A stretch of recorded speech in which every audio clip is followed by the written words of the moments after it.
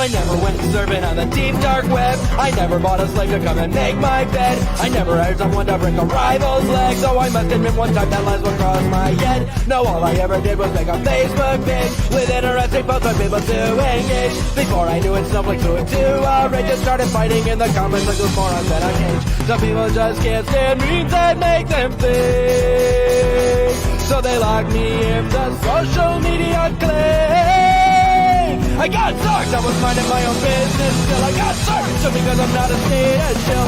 You can post pics that'll make a grown man ill, but don't criticize a candidate who's on some kill.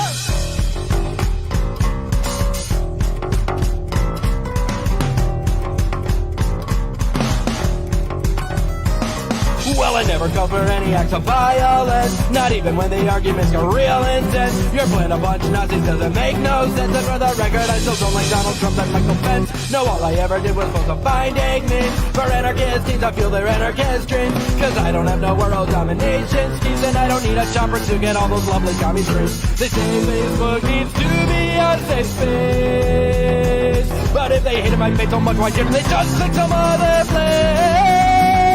I got sucked, everything was fine until one day I got sucked, they just took the whole damn page away. I'll never submit to what you tell me to say, and if you think it's so offensive, well, I think you're probably right. Sucked!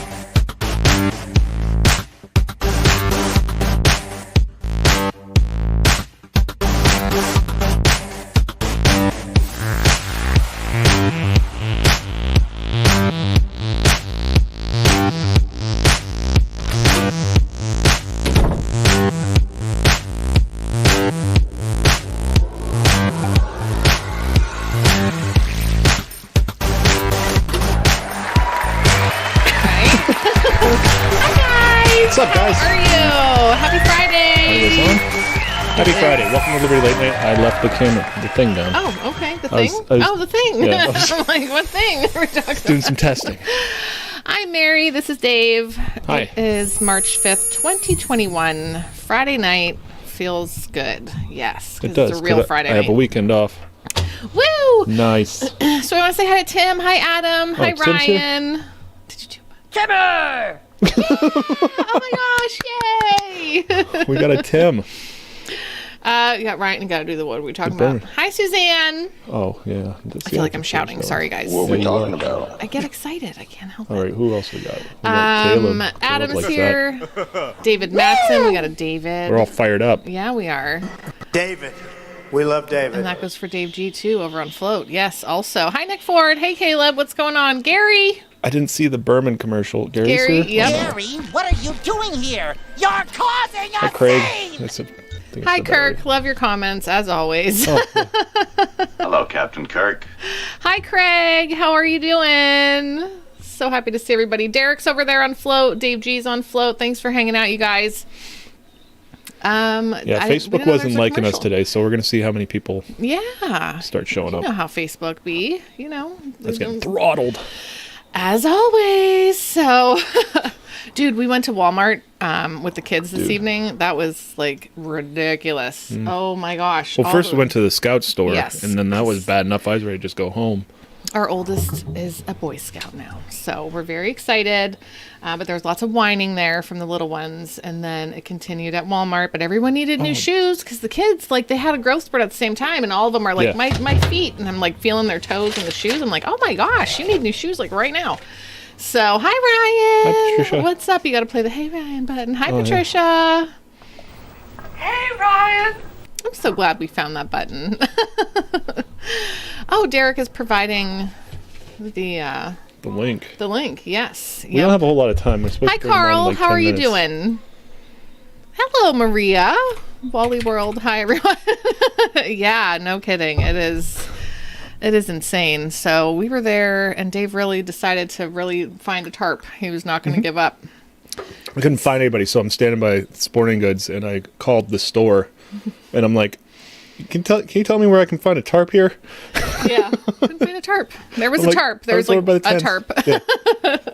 But yeah, it was super frustrating. It was really, and the masks and everything, and I hate it. I hate whining, it so bad. whining The kids. whining from the kids was terrible. Yeah, Carl, I was a Boy Scout all my years and still practice it. Well, mostly. That's great. That's so great. I think there's a lot of good things that the kids can learn through scouting. Finally enjoying your new home. Congratulations, Patricia. Wow, that is great. Just in time for spring. You can plant some new flowers and all that fun stuff there. You learned how to cheat in camping competitions. Okay.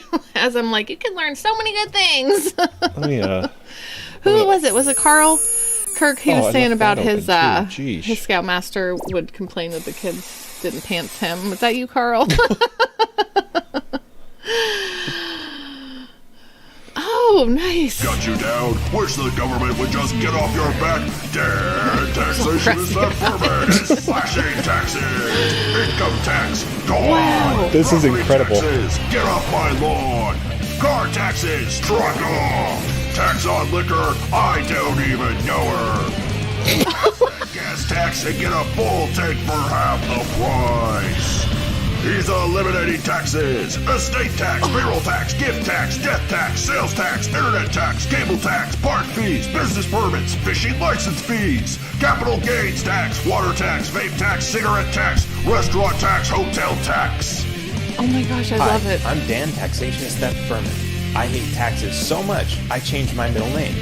IRS nagging you? Tell them to get your damn hands off my paycheck. Don't tax me, bro. Millionaires don't pay taxes. Why should you? The president doesn't pay taxes. Why should you? Dan, Taxationist at Behrman is going to make your IRS problems go away. Oh my gosh, this is so great. Hi, Aaron.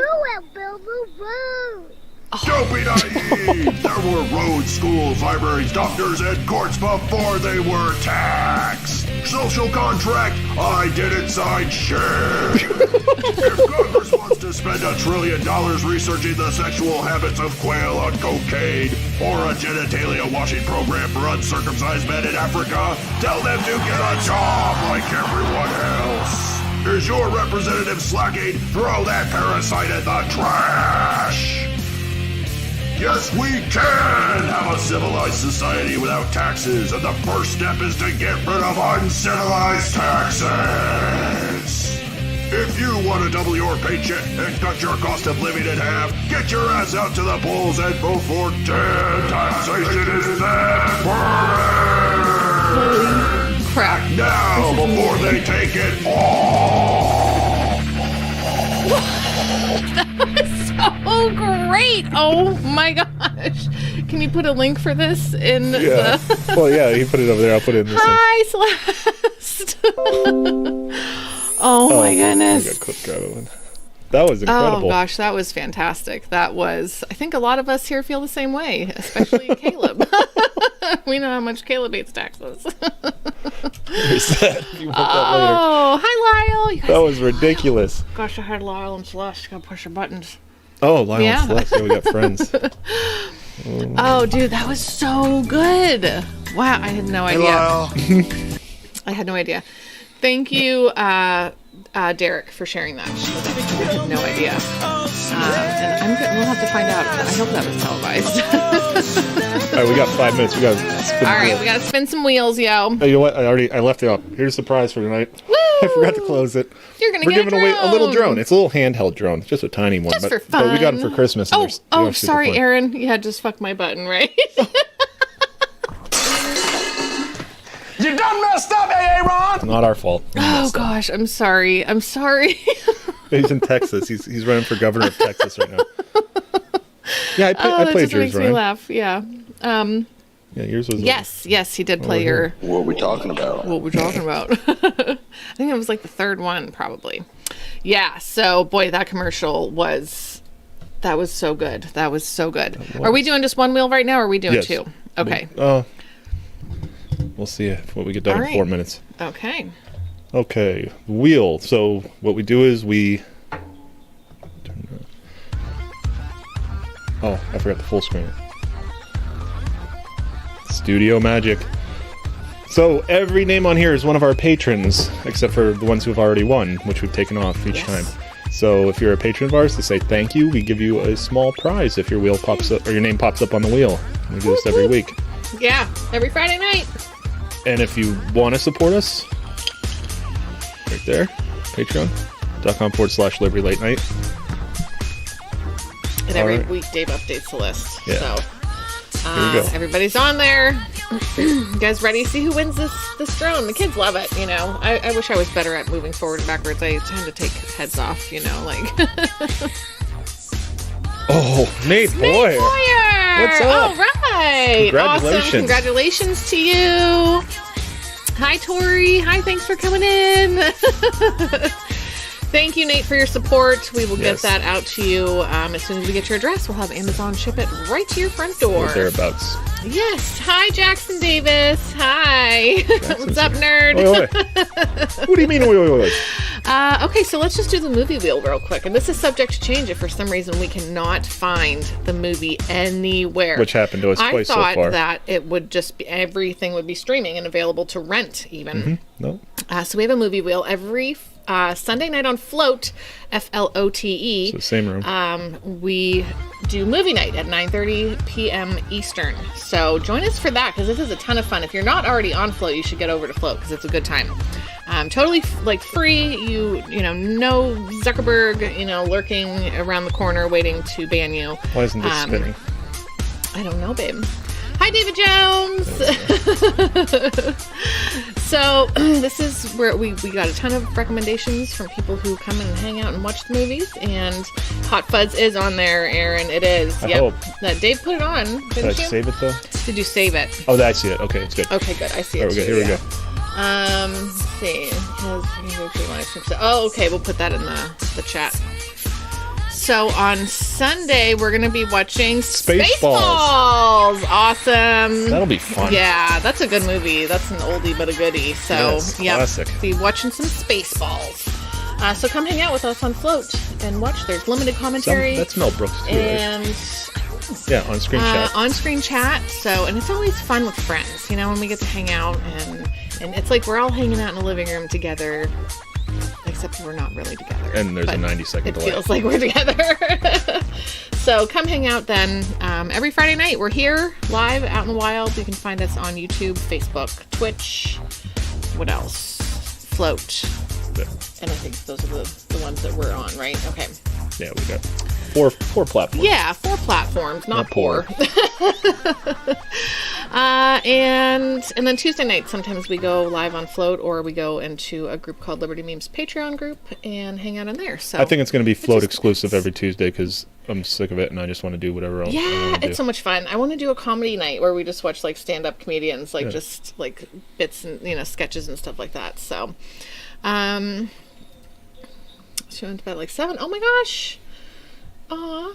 Well, tell Shirley that I said hi in the morning when she wakes up. Yes. Ooh, Dan's here. All right. Wait, what? I'm sure. Dan? Well, I haven't let him in Dan. yet. I'm like, Dan? I thought he was. I wasn't sure. Other okay, Dan. the other Dan. The Dan guest Dan tonight. So, All right, we'll get this started. you guys got to see the commercial. You know what he stands for. Let's Pineapple see. on Mel pizza. Brooks has no worse movie. I was pizza on pineapple though. Hello, hi. I'm hearing his voice come out of the. Oh, yeah. Yep. Hang on 1 second there. We're gonna get you situated. I don't think anyone else can hear you right now, They heard except the hey. for me and Dave. Yes, I can you're hear good. you. Can you hear us? me? Awesome. I'm Mary, by the way. It's nice Oh, yeah. to meet you, Dan. I meant to say that. It's going wonderful. I'm very excited bring to you on talk with screen you. Dave's going to bring up, thanks for coming on. Dave's going to pull you up on the screen here so everybody can see you. First things first, we have on-screen chats on both sides. So if you see us doing like wavy things or like this, like we're talking to the chat, like if people are coming and going, like, if we do that, like. None of that. No, That's racist. I like to play that game, and I taught my kids that game, but now apparently it's like a racist symbol, so I don't know. I'm cool with that. Yeah. I know, it is. It's absolutely ridiculous. Well, let me introduce you, even though you were already introduced because we watched your commercial beforehand. Oh, yeah. And everyone is like, we need a link to that. Please tell me this aired on television. We need this in our lives. That was fantastic. Yeah. It was. Oh my gosh. Now you said you changed your middle name. Did you really change your middle name or did you just say that? You did? Oh my gosh. So like Vermin Supreme? Vermin Love Supreme? Right? Like, do you know Vermin? Yeah. Oh, that's great. You ran against him. Oh, that's right. Okay, sorry. That's right. Oh, okay. Yes. Oh my gosh, that's so funny.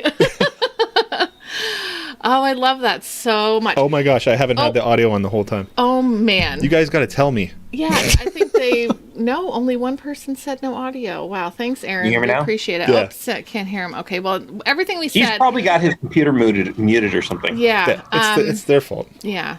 Well, we're done with the interview now. No, I'm joking. Everybody missed the best part. So you're actually, I told you it's laid back, so you're actually on the hammock.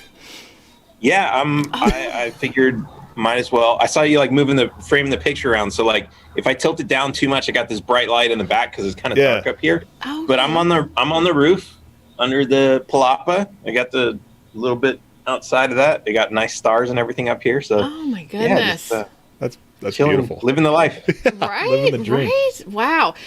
So okay, are you in Texas? Is that where you are, or are I you am somewhere in else? Mexico right now. You're in Mexico right now. Okay. Hence the All right. palapa. I think there's probably like a fire code against palapas in the United States or something. Probably. There's lots of things against things that make people happy in the United States. So, what are you just okay? Now are you living in Mexico then, or are you just vacationing I'm on a very, very long vacation. Okay. I went back to Texas to help some people out during the ice crisis that was going on there a couple weeks ago. Yeah. And then my work was done, and I returned to vacation. Oh my gosh, that's amazing. Oh, all right. So I have to ask you the question I ask everybody because it gives me hope. How did you find your way to liberty? Did you have this like growing up in your house? Like, was there certain influence? Like, how?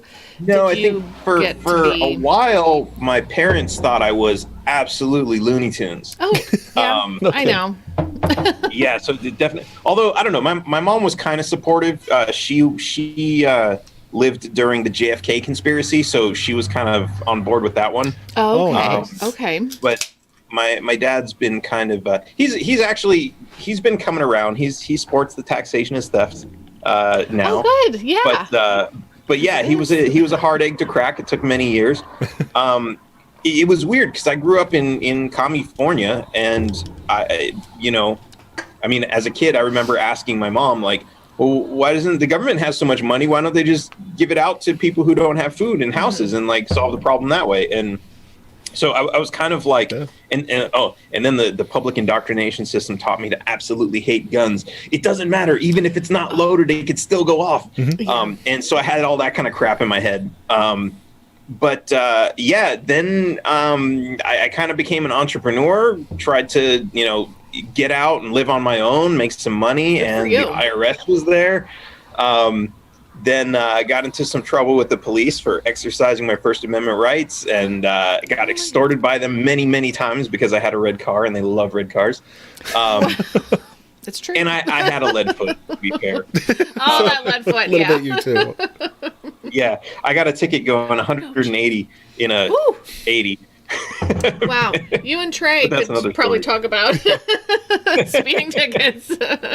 Yeah, but I got a whole list of those. But yeah, it was really, butting heads with the government is kind of where I was like, wait a minute, something's not right here. And then, I even I had some bit of respect for the system in the beginning because I was thinking they're keeping us safe from real bad criminals. But then, me going through the system, learning how the courts worked and learning how much the government lied about everything, how screwed up the court systems are and everything else. It was going through all that was just kind of this ain't all it's cracked up to be.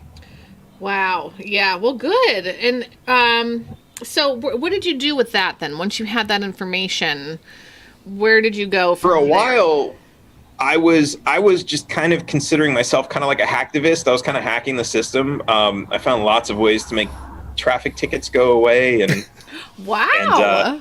And then I graduated to learning how to drive without a license and get around all kinds of laws. Oh my gosh. But then, I realized this isn't it's great that I can do this. But you shouldn't have to be a rocket scientist to figure out how to not get robbed by the government. So I kind of, turned it to, let me see how I can share this information so other people can do the same. And then, realizing it's pretty dangerous what I do, especially if you don't know the backstory and everything. So it's not I recommend other people to do it. So I started thinking, okay, well, that's not really a great way. Maybe I need to figure out how do we actually change the system.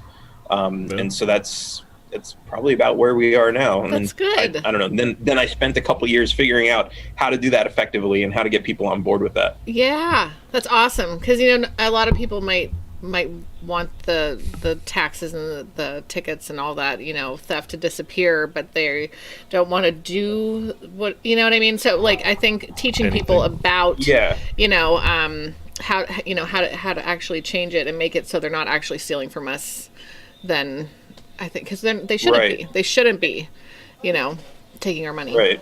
And it's overwhelming when you try. And I'm working with Nick Wildstar right now because he's getting just screwed by the California court system, and I know them pretty well because that's kind of where I started learning these tricks. But they're basically, they put him through a system where they don't use real courts. They Judge Judy isn't a real court. They can't drag you into Judge Judy, but by consent, by signing a contract, Judge Judy's rulings have legal value.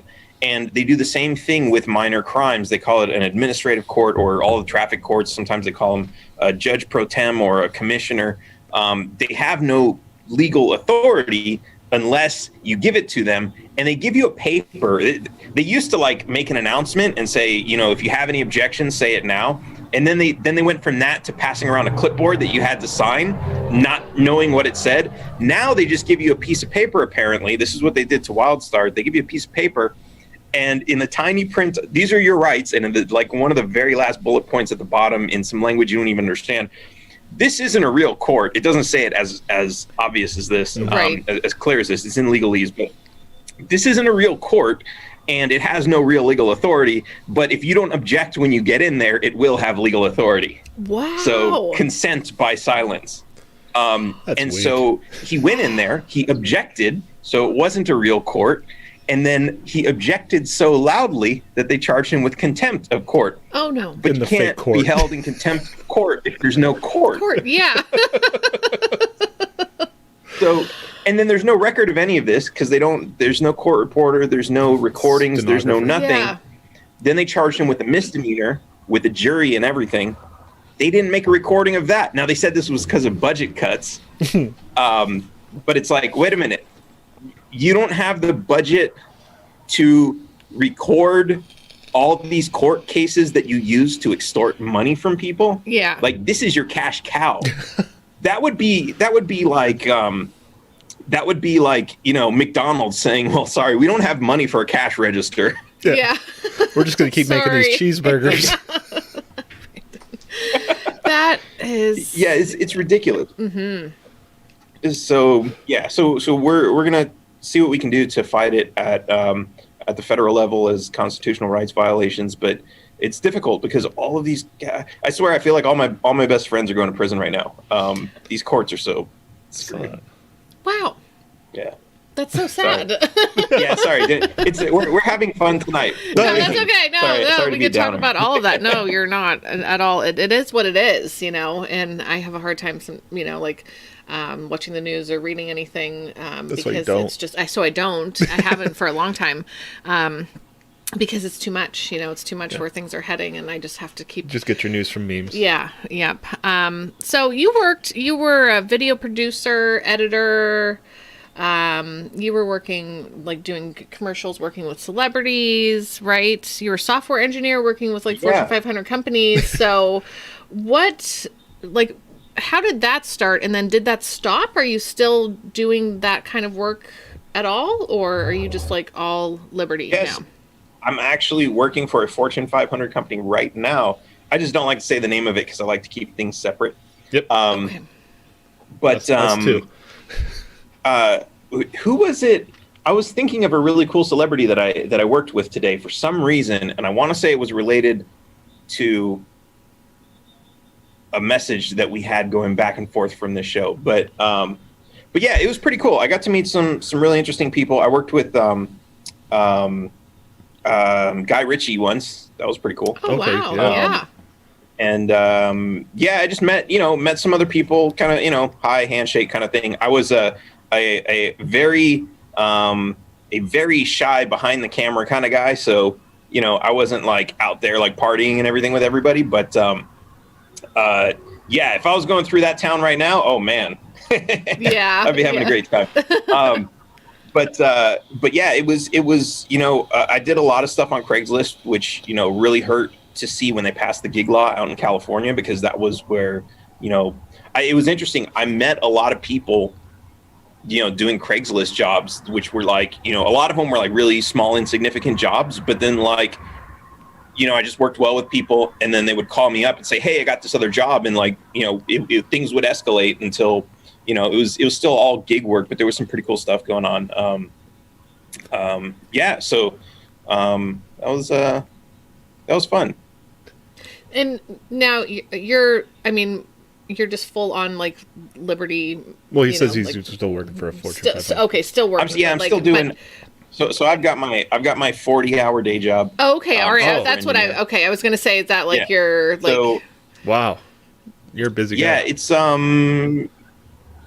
but this is which is great that we're having this at night.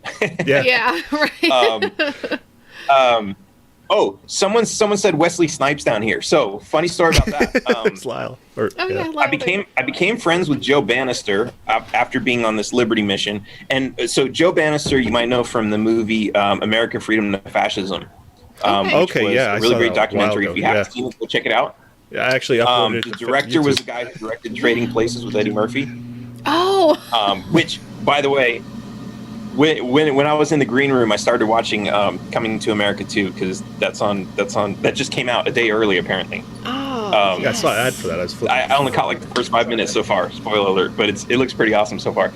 But so Joe Bannister introduced me to the lawyer who defended Wesley Snipes. So I'm trying to get my foot in the door and see if I can get Wesley Snipes on board with this tax protesting, because realistically, here's the funny thing. Every time I tell people most Americans, probably yourself, don't have to pay the income tax, the first thing out of their mouth is always, yeah, well, tell that to Wesley Snipes. That was a huge propaganda campaign. The reality is Wesley Snipes had all of his charges dismissed except for one misdemeanor failure to file, and that misdemeanor failure to file only applies to corporations. And guess what? He was indicted under a corporation that he owned. Oh my gosh. So that's that story.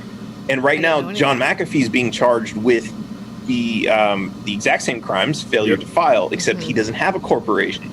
So he's, but his case is held up because he's in Spain and they're trying to extradite him. And all Spanish prison right now. Yeah, that's heartbreaking. That is. It's so sad. So it's, but I mean, yeah, it is. But the reality is, if they get him to the U.S. and they take him to trial and he gets some regular lawyer, he's probably going to lose. But if he gets a lawyer who understands the IRS and how they work, there's no way he can't lose. Yeah. There's no way he can't win. Okay. Yeah. Yeah. Double negative. Yeah, there it is. I understand what you're saying. And I think you'll have that. I've got my drink going on. That's too. what I was gonna say. What do you sipping? have? What do you have there? That's what my interjection was gonna be. So I'm sorry. So this is like some matcha mix or something with some strawberries and Kahlua and some rum. Oh, Wow, strawberries that and sounds. Kahlua. I've never thought of. Yeah, that. kind of like I don't know. I like mixing it with like. I'm not huge on soda, so Yeah. I try to mix it with some natural stuff once in a while. Yeah, no, that's good. That's good. It sounds good. One of our And then favorite. I got my America's Most Wanted. Those are plants. Oh, yeah, those come from the earth. Yeah, actually, one of our favorite drinks is vodka and strawberry quick and milk. Like you think It people are sounds like, insane. Oh, it would curdle, but it doesn't curdle. No, it it's tastes delicious like, and it's so dangerous, and you can drink yeah. the whole bottle. Very dangerous.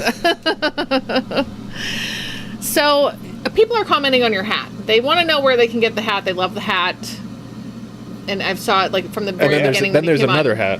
And so yes, but this hat in particular that Have you you're ever wearing tried right this now, movie on DMT? people want to know about the hat. Yeah, so this one, if you go to taxationistheft.info, that's actually the site that I have the podcast and a bunch of other cool stuff on there. We actually have like, oh, check these out. These are selling pretty hot right now. These are like some legit.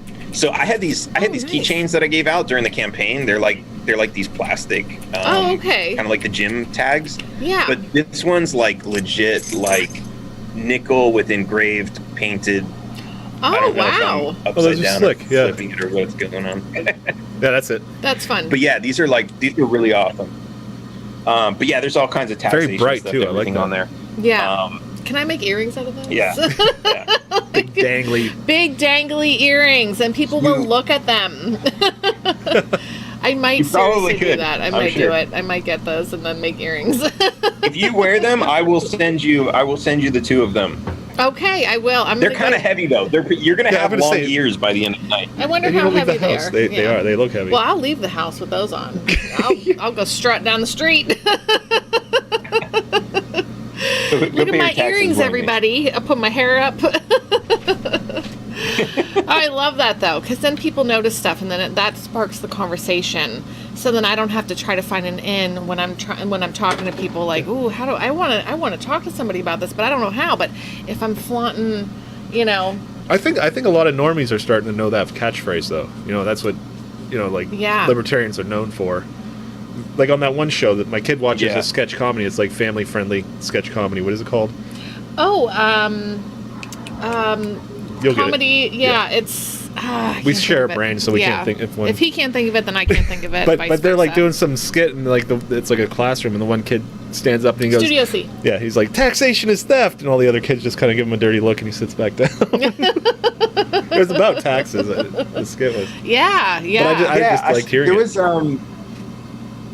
I was watching Archer, and there was an episode where like there's the billionaire who's going out with Archer's ex-wife, and like they're walking down the street, and it's like they had just cut to this scene, so it's just like scene opens, guys walking down the street lights and changing and all that stuff, and they're just like they cut into like the punchline of a joke or something. Mm-hmm. So the horse says, so so it's this billionaire guy, and he's saying, look, I'm not against seatbelts. I just don't think the government has the right to force us to wear them. That's beautiful. Something like that. Yes. I was like, Oh that's my pretty gosh. awesome. And then they were like, did you vote Libertarian? And he was like, yes, I did. See, it's starting to get out into It pop was pretty, culture. yeah. I would still obviously wear my seatbelt, Yeah. even if it wasn't a law. Like, And like with the COVID mask, But I the said, whole- everything, it's just that it has to mandate. be It's like forced. convince me. Yeah. If they would have convinced Yep. me first, I'd been like, okay, I care about my fellow man, and if you convince me that this works, I'll do it. yeah. But as soon as they started saying you must, I'm like resist. Yeah. Don't tell Dave what to do, because No. he will do the opposite. I'm like, oh my gosh, don't go licking Walmart shopping carts right now. It's not the time. Makes you stronger. Have you been Oh my God, masking? wait. Go ahead. Only I do it like, I mean, that's not the fight I want to fight. So, when I go into a restaurant, I mean, most restaurants I go to, they're, they don't really care. So, it's like whatever. But That's like cool. if like the grocery store, they've got a guy at the door and he's like taking everyone's temperature, putting your mask on. It's like, it's like, fine, I'm not going to start a fight with him, especially because I probably couldn't keep up in Spanish. But it's like, okay, that's not the fight. And one of the other things that I've realized too, kind of on this progress of figuring out how do we make the world a better place is if you go out and fight with people, like even if they have this like phobia of an imaginary disease. I know I'm going to get shit for calling it imaginary, but blown out of proportions, whatever you want to call it. There you go.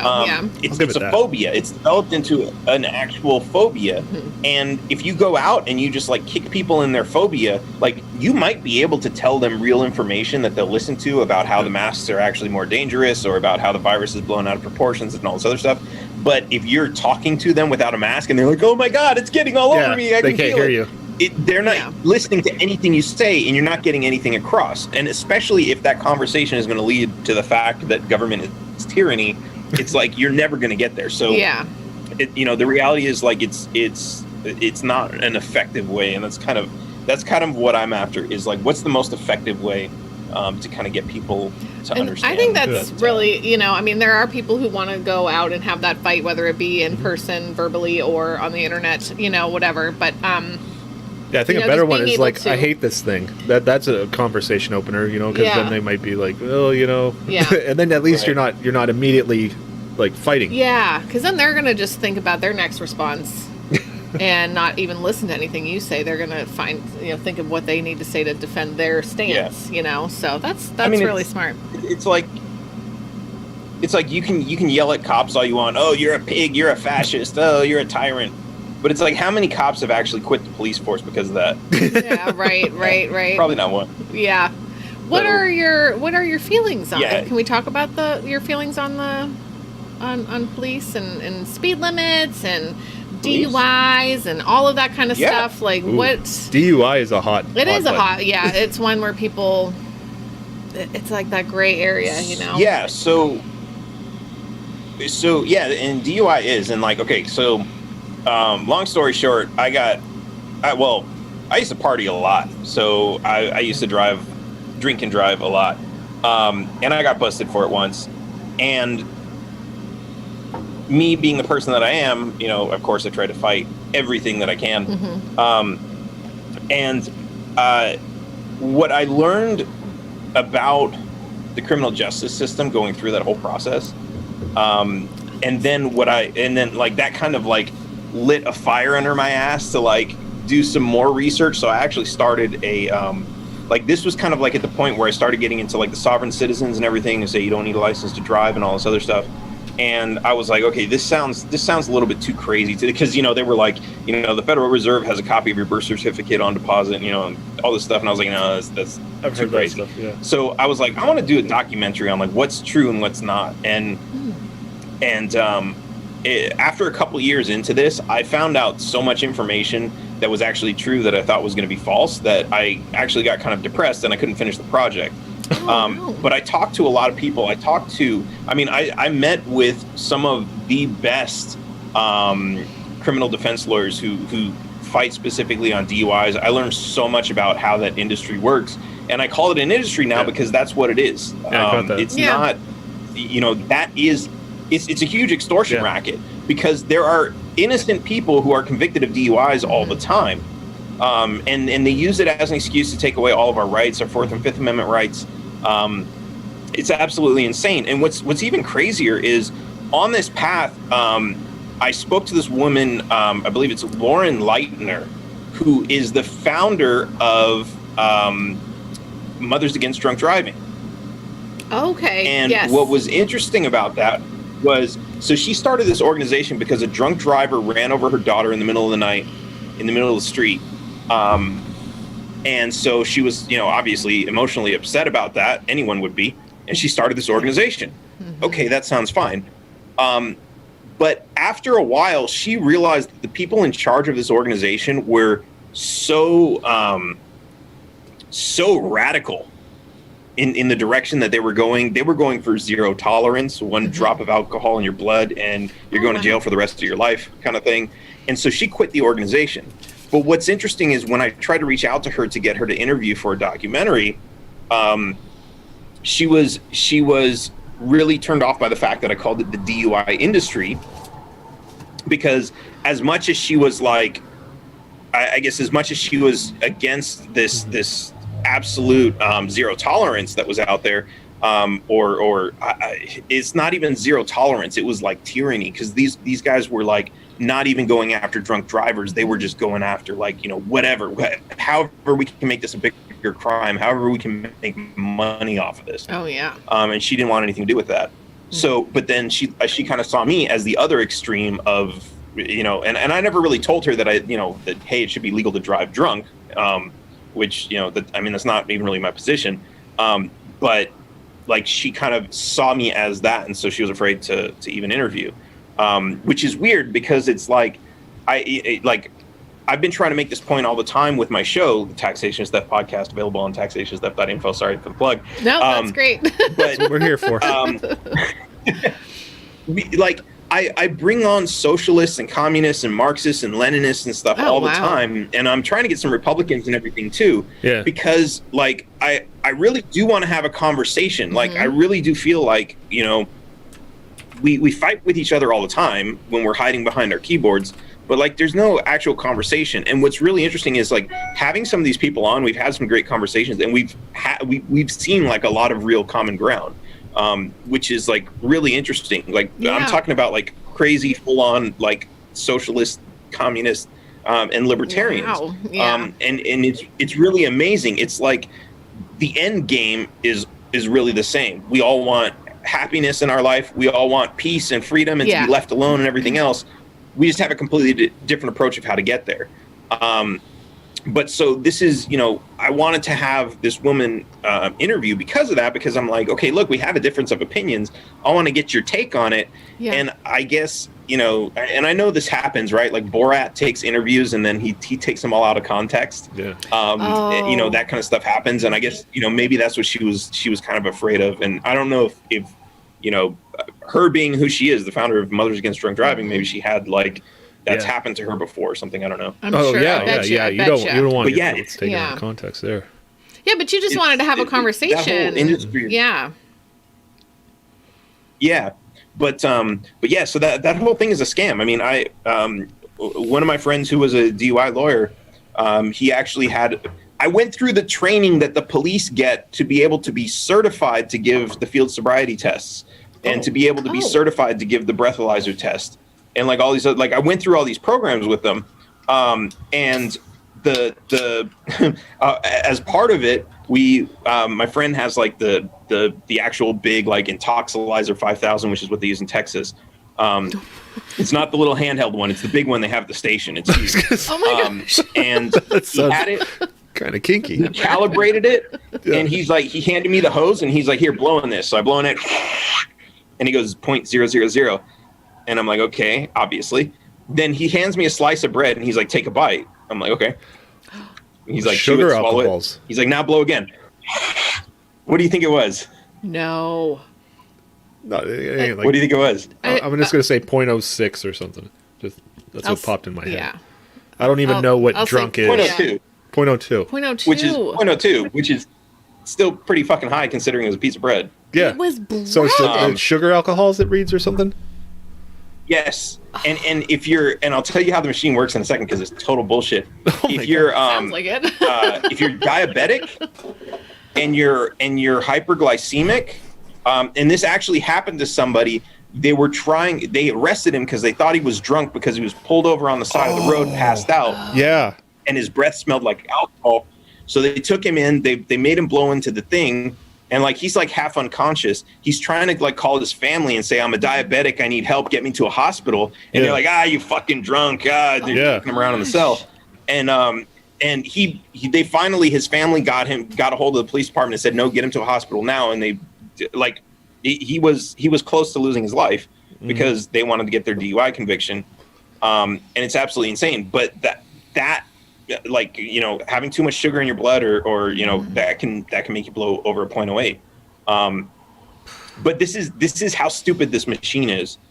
So basically there's a tube and you blow into the tube, and there's a light at the end of the tube, and so the way that they measure it is how much light you block with your breath, and it's an infrared light, so only alcohol is supposed to block this wavelength of light. But if you stick your finger in the middle, it's going to say, whatever the highest reading is, totally blocking the light, right? This guy's dead. So you smoke a lot of cigarettes? Yeah. What? Yeah. If you smoke a lot of cigarettes, oh my gosh, anything that comes out, and it doesn't have to be like, it could be like you're a chronic smoker and like you haven't smoked in an hour and a half, and you still have like some stuff coming up that shows up in there and it blocks light. It's anything that blocks the light. It's not. So that's what this machine is. And then okay, well, blood tests have to be better, right? Because like we're actually measuring the blood. Because it's like the blood, yeah. Yeah, so apparently you put the blood in the vial and they let it sit there for a couple hours. And as it sits there, the alcohol rises to the top.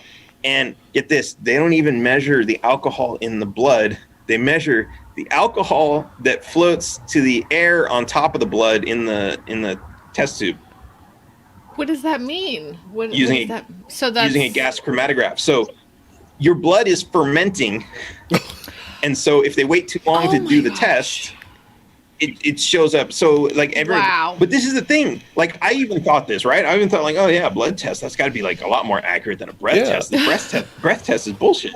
Yeah. And it's like, nope. No, because they're taking your blood and they're counting the alcohols in there. Wow. That's always thought. I had no idea about any of this. But this is like, and this is how the jury works, right? Because the jury's coming in thinking that like, well, you can't beat a blood test, right? Believe and in the unless science. you've got $20,000 to hire the lawyer plus the expert witness, and like these guys are fucking expensive because I mean there's 1 million DUI arrests every day. I'm exaggerating, but like there's a lot. Unless you have that money, you're screwed. Wow. And I heard if you could have been totally sober or whatever. I heard if you deny like even the breathalyzer, then you're automatically considered intoxicated. Like you can't say no, I'm not going to do that. So it varies from state to state. Usually what they do, and see, this is what most people don't know. When in California was very explicit about it. I don't know how the other states are because I never applied for a driver's license anywhere else. But in California, when you get your driver's license and you sign the thing at the bottom, it says, by signing this form, you agree that if you are asked to give blood, breath, or urine, that you will. Otherwise, you can be charged, or your license will be automatically suspended, and blah, blah, blah, blah, blah. I feel like we have that here, too. You're contractually surrendering constitutional rights. Okay. In order to get a license to drive, which you don't even need. It's like, oh my We're going to get back to that. Ryan says always deny it. Like if they say your blood alcohol is this. Especially the roadside test. Really? So this is another thing most people don't know. If you're, and it varies from state to state, so don't quote me on this. If you're asked on the side of the road to give a test, you don't have to. But if you're arrested, then you have to. Or, well, excuse me, if you don't, then they'll automatically suspend your license. Yeah. But it varies from state to state. And in Texas, from what I understand, if you have a commercial driver's license, so if you're a truck driver, you don't even have a Fifth Amendment right. If they ask you a question, where are you going? You got to answer. Yeah. Because you have a commercial license. Oh, okay. Oh, wow. That's wild, so man. Higher level of contract. Yeah. Higher level of rights surrendered. Yes, exactly. Yeah. It's like contract through extortion. That's not a fair contract, no. right? I want to ask through this. Fraud too. Oh, go ahead. Oh yeah.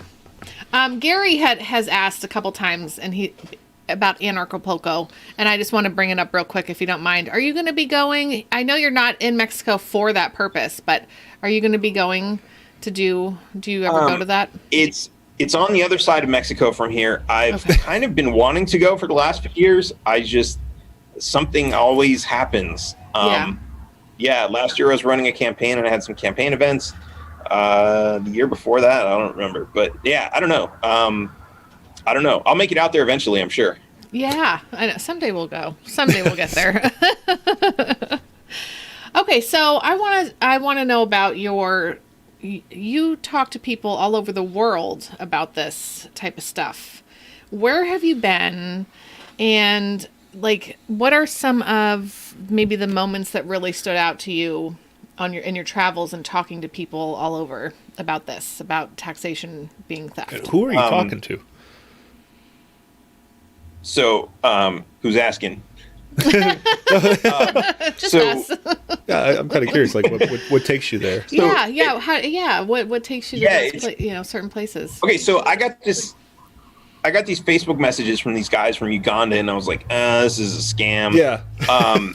Because I get a million emails a day. Yeah. From Nigeria and all those places.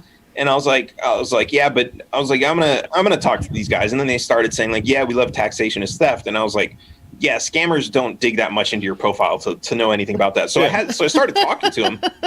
And next thing I know, they have an actual like event, and they're inviting me out there. And I was like, fuck it, why not? Yeah. And I was still kind of skeptical at that point, but then I ran into Kyle Varner at a fundraiser in Salt Lake City, and he was like, "Yeah, I hear you're going to this thing," and I was like, "Yeah," and he's like, "I'm going too," and I'm like, "Oh, okay, now I totally feel comfortable about it because like I'm not the only one." But it's really interesting, and like we were talking about all the taxation theft stuff, right? The shirts and everything. They actually asked me like, hey, like we like this shirt. Can you send us the graphics so we can just print a bunch of them and like distribute them out there in Uganda? And I was like, fuck yeah. So it's one that's like, it's kind of like this logo, the black and yellow, but it says, ask me why taxation is theft. And they want to get these shirts and wear them around so they can explain this to people. Oh, nice. And it's really awesome. And I actually, because I really like what they're doing. When I heard about Starlink last week, I know I'm like late to the party. I was like, hey, that sounds fucking cool. And they shut down the internet in Uganda when the elections were coming up. I was like, dude, I'm going to order one for Uganda. So I put down, it was $100 deposit. I don't know if they're going to hit me up for like $10,000 later or something or what, but I'm on, I think they said 2022. So that'd be fucking awesome to get one out there to Uganda just because like, the government is tyranny out there too. Yeah. Go ahead and shut down this satellite. Yeah. Aaron says, is Uganda I'm going to tell them like, you're going to have to like put like a, oh, go ahead. You're going to have to put like a plant camouflage or something on top of it and hide it. And, right. But, that sounds really amazing though. Yeah, but I mean like... the people all over feel this way. And it's okay. So you asked about like, what was an interesting story? And this one stuck out. I was talking to a couple girls from Kenya who were there in Uganda at the event, and they were coming to me with like, because not everybody there was like already libertarian. They were there to learn. There was a lot of college students and everybody else, and they were like, yeah, why do you say taxation is theft? The government, they have taxes, but they use that tax to like, make sure we have clean drinking water and everything else. Well, the day before, I had gone to a grocery store and I saved my receipt because I saw something interesting on there. So I pulled it out of my pocket and I showed it to her, and I said, "Oh, the government makes it easy for you to have clean drinking water, do they? Why do they charge an 18% sales tax on bottled water?" Wow. And she saw that and she was like, "Oh," and then I was like, "So they tell you they're taxing you for your own benefit, but the reality is this bottled water would be like 15% less expensive if they weren't charging taxes, and they didn't make this water. This is a private company that made the water." Wow. So I like that. Put that in your pipe and smoke. Yeah, no kidding. Good on you for like noticing that and then bringing that up, because that is, huge. We're taxing you for the clean water you're going to be drinking, but then you have clean water from a store, and they're going to pump up those prices too.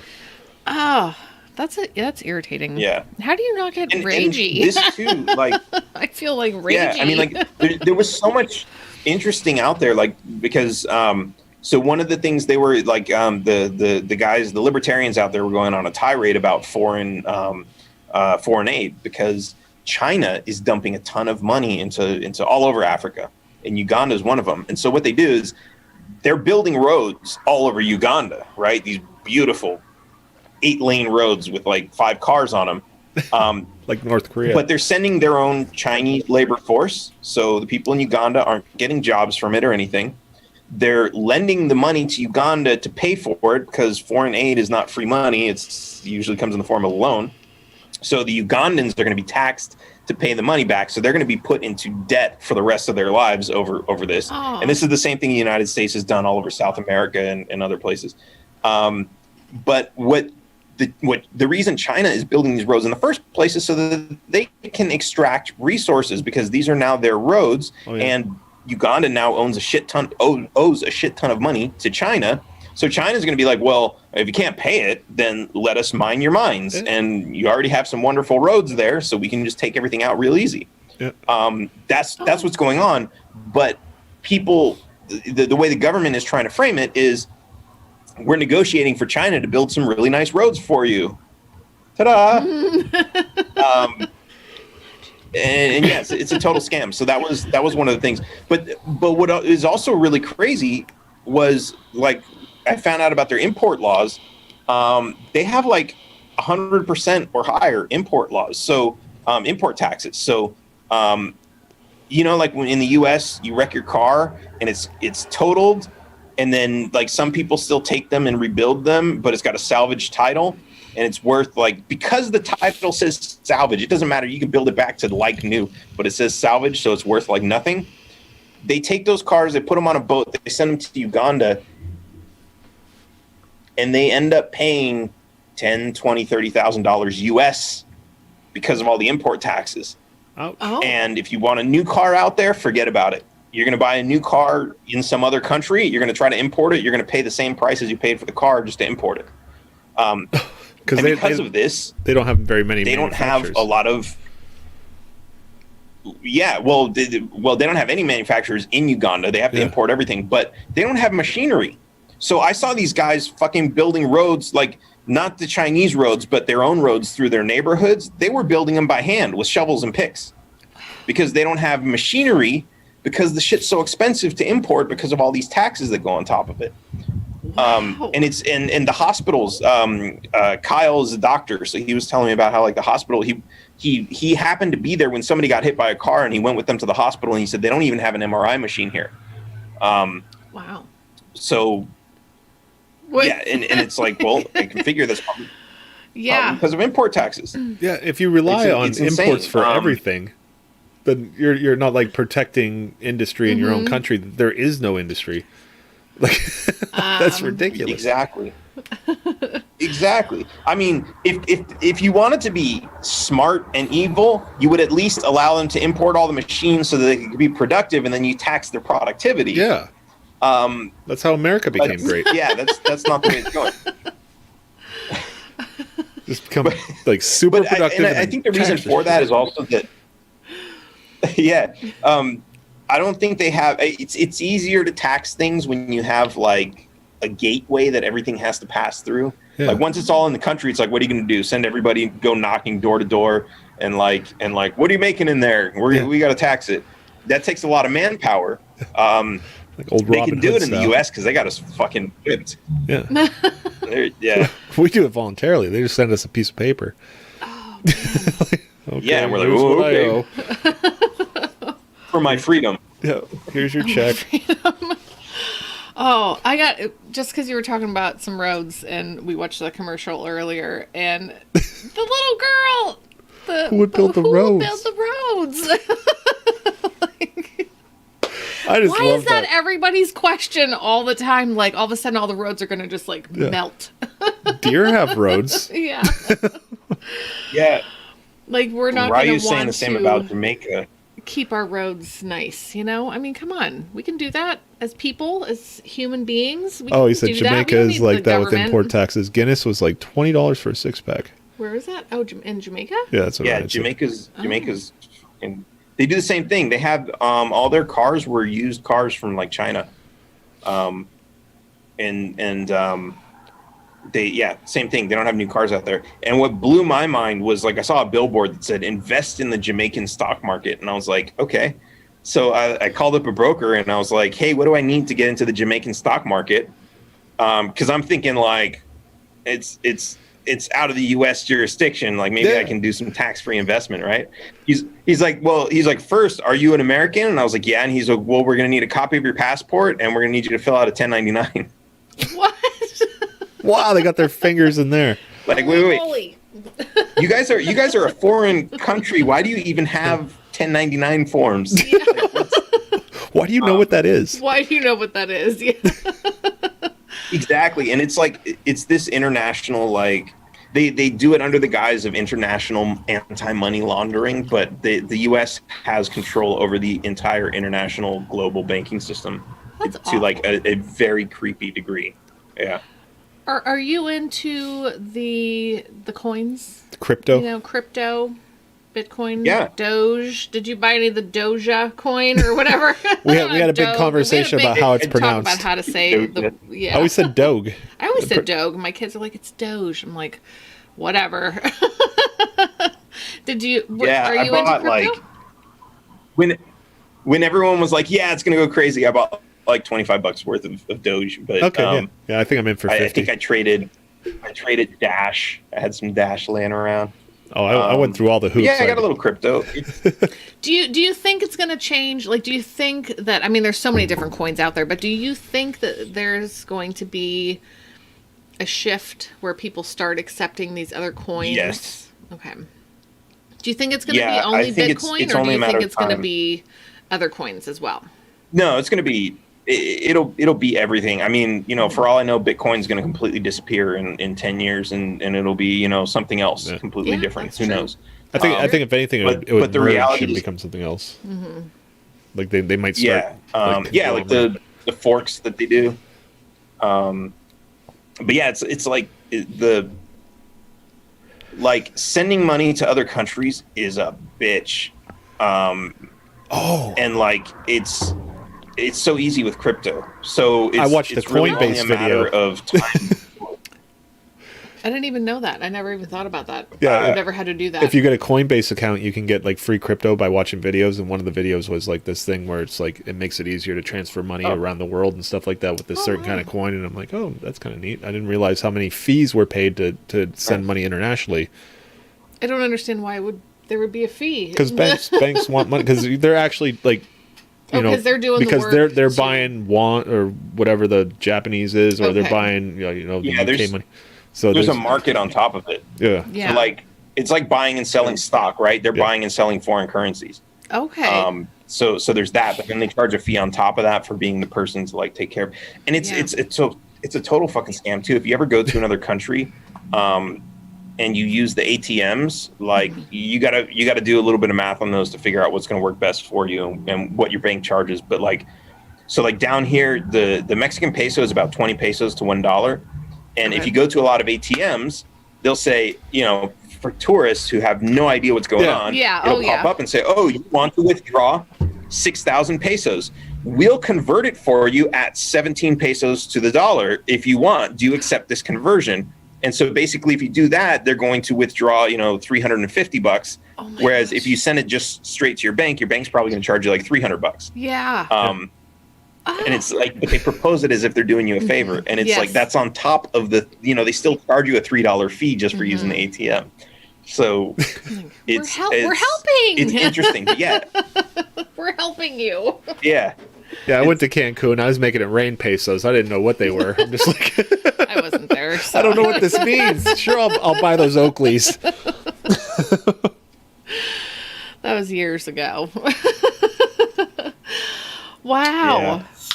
I only went to Mexico once, and I went to... Yeah, Bitcoin is used for illegal purchases, unlike $100 bills. But unlike $100 bills, you can't roll up a Bitcoin into a straw. And, no doing cocaine with your purchase. Yeah. Not that I do that, because I don't. So, hello, Mike. Hi, how are you? Now, do you think the government can shut this down? The whole when it comes to crypto, because I know that it's starting to bother them. They want to get in the game. They want to have their own coins. Yeah, but they don't stand for competition. They'd have to.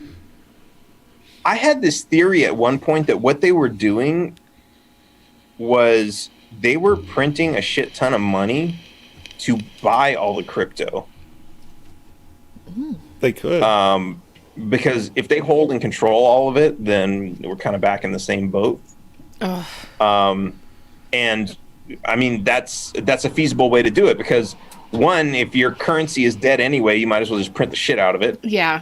Which we're doing. Like, we don't have the ability to do that. So we're like all like, ooh, Bitcoin's at $100 million. I'm going to cash out today. And so you take that cash and you're just taking the cash that the U.S. just printed, and now they have control of the Bitcoin. Yeah, they're giving you and paper. As the price continues to go up, you can't buy that back. So I don't know. There could be some of that kind of crap going on. But at the end of the day, yeah, it is scary, because everyone could just say, well, we're going to abandon this coin and go to a different one. Yeah. But yeah, it's definitely scary to them. They can't really shut it down without completely shutting down the internet. But I mean, you know, we've seen them do that. I mean, we were just talking about Uganda doing that. Nigeria posted, they sent a letter to every single bank saying, if you suspect one of your customers is sending money to a Bitcoin exchange or operating a Bitcoin exchange, shut them down and report it to us. And the U.S. is not too. There's a friend of mine in Louisiana.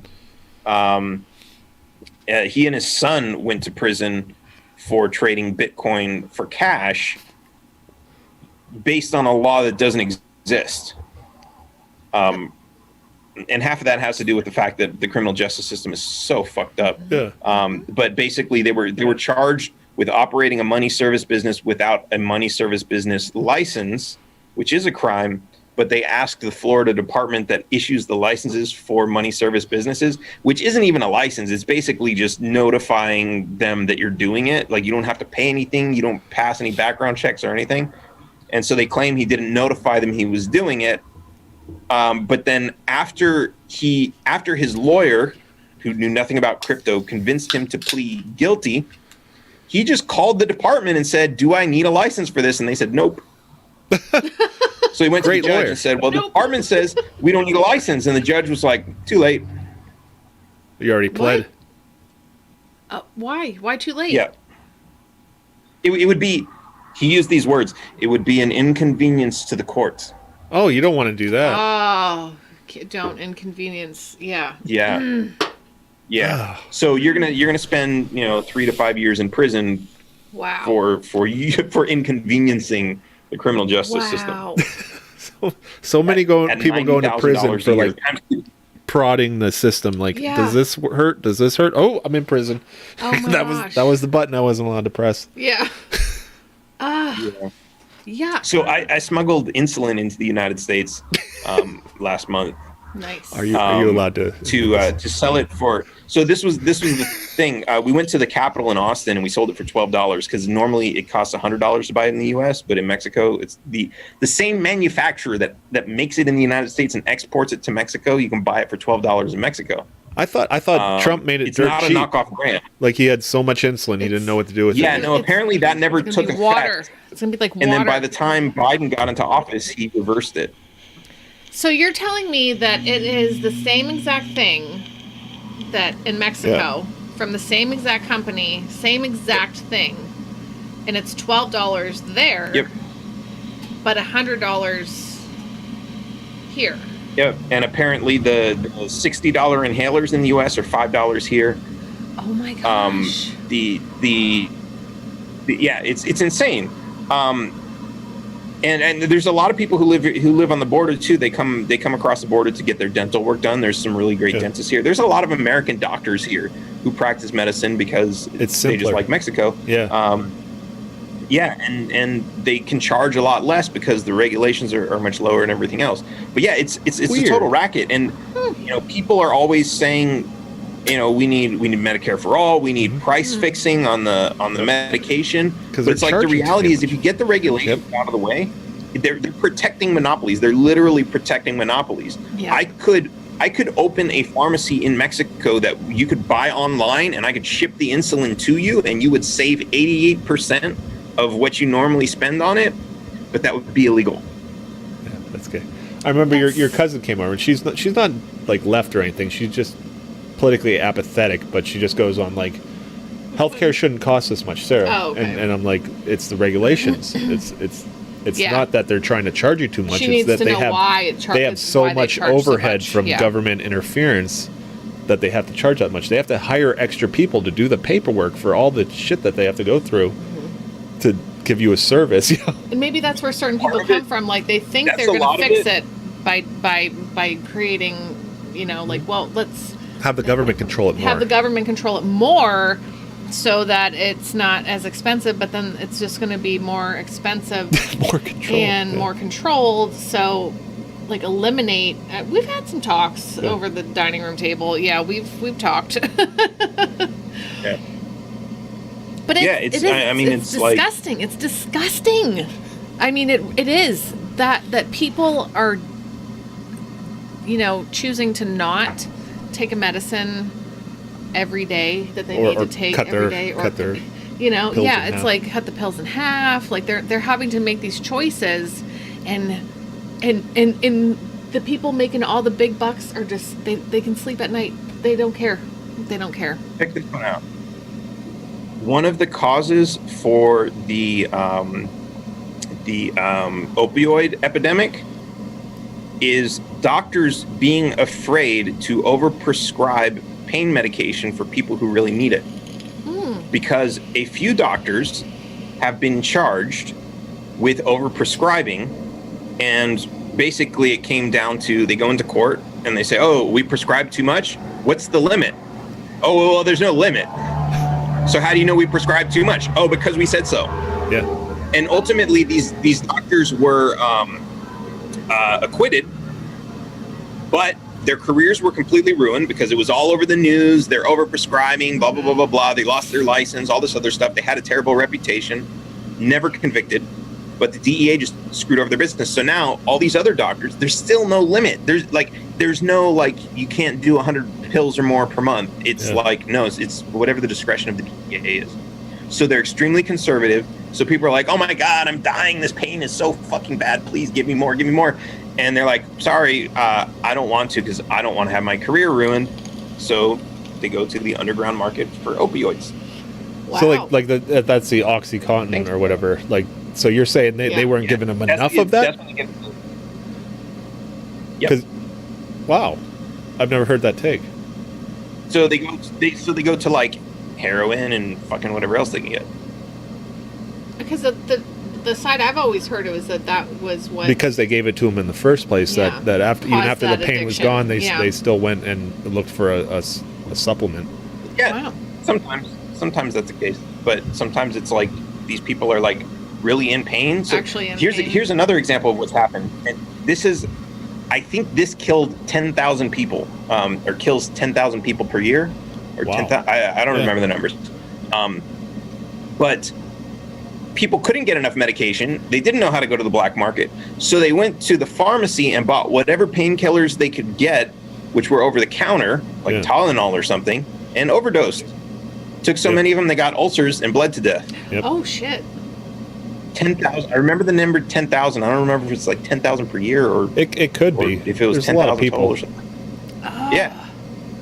There's 300 million people in the country. Like 1.8 million people die every year on average. Yeah. On a normal year. Just from stuff. Yeah. So that It's a lot of people. Yeah. That's why when they talk about like COVID numbers and stuff like that, I'm like, we need perspective. Like Yeah. you're just throwing numbers around. You need the perspective of You like can actually Yeah. you can look at the total number of people who died in 2019 and 2020 and compare those two numbers. And like it went up by, I want to say like 100,000 maybe. Wow. But yeah. at the same time, there's normal fluctuation of like 50 to 100,000. So 2018 was, I want to say, the chart's on the CDC somewhere, but like it went from like 1.8 million to 1.9 to 1.7 to 1.8. So like it fluctuates. Of course. And, yeah. I can't. And yeah. By a lot. And so 2020, it was a little bit higher, but it wasn't 500,000 higher like what they're saying. I think that Well, I was reading something. I like Mike Rowe. Is that his name, Mike Rowe? And he talked about if news like went and to every single like car crash, death. Everyone like would be they do afraid, with the COVID like they do with like they do. And I say the COVID because I'm a fucking boomer, but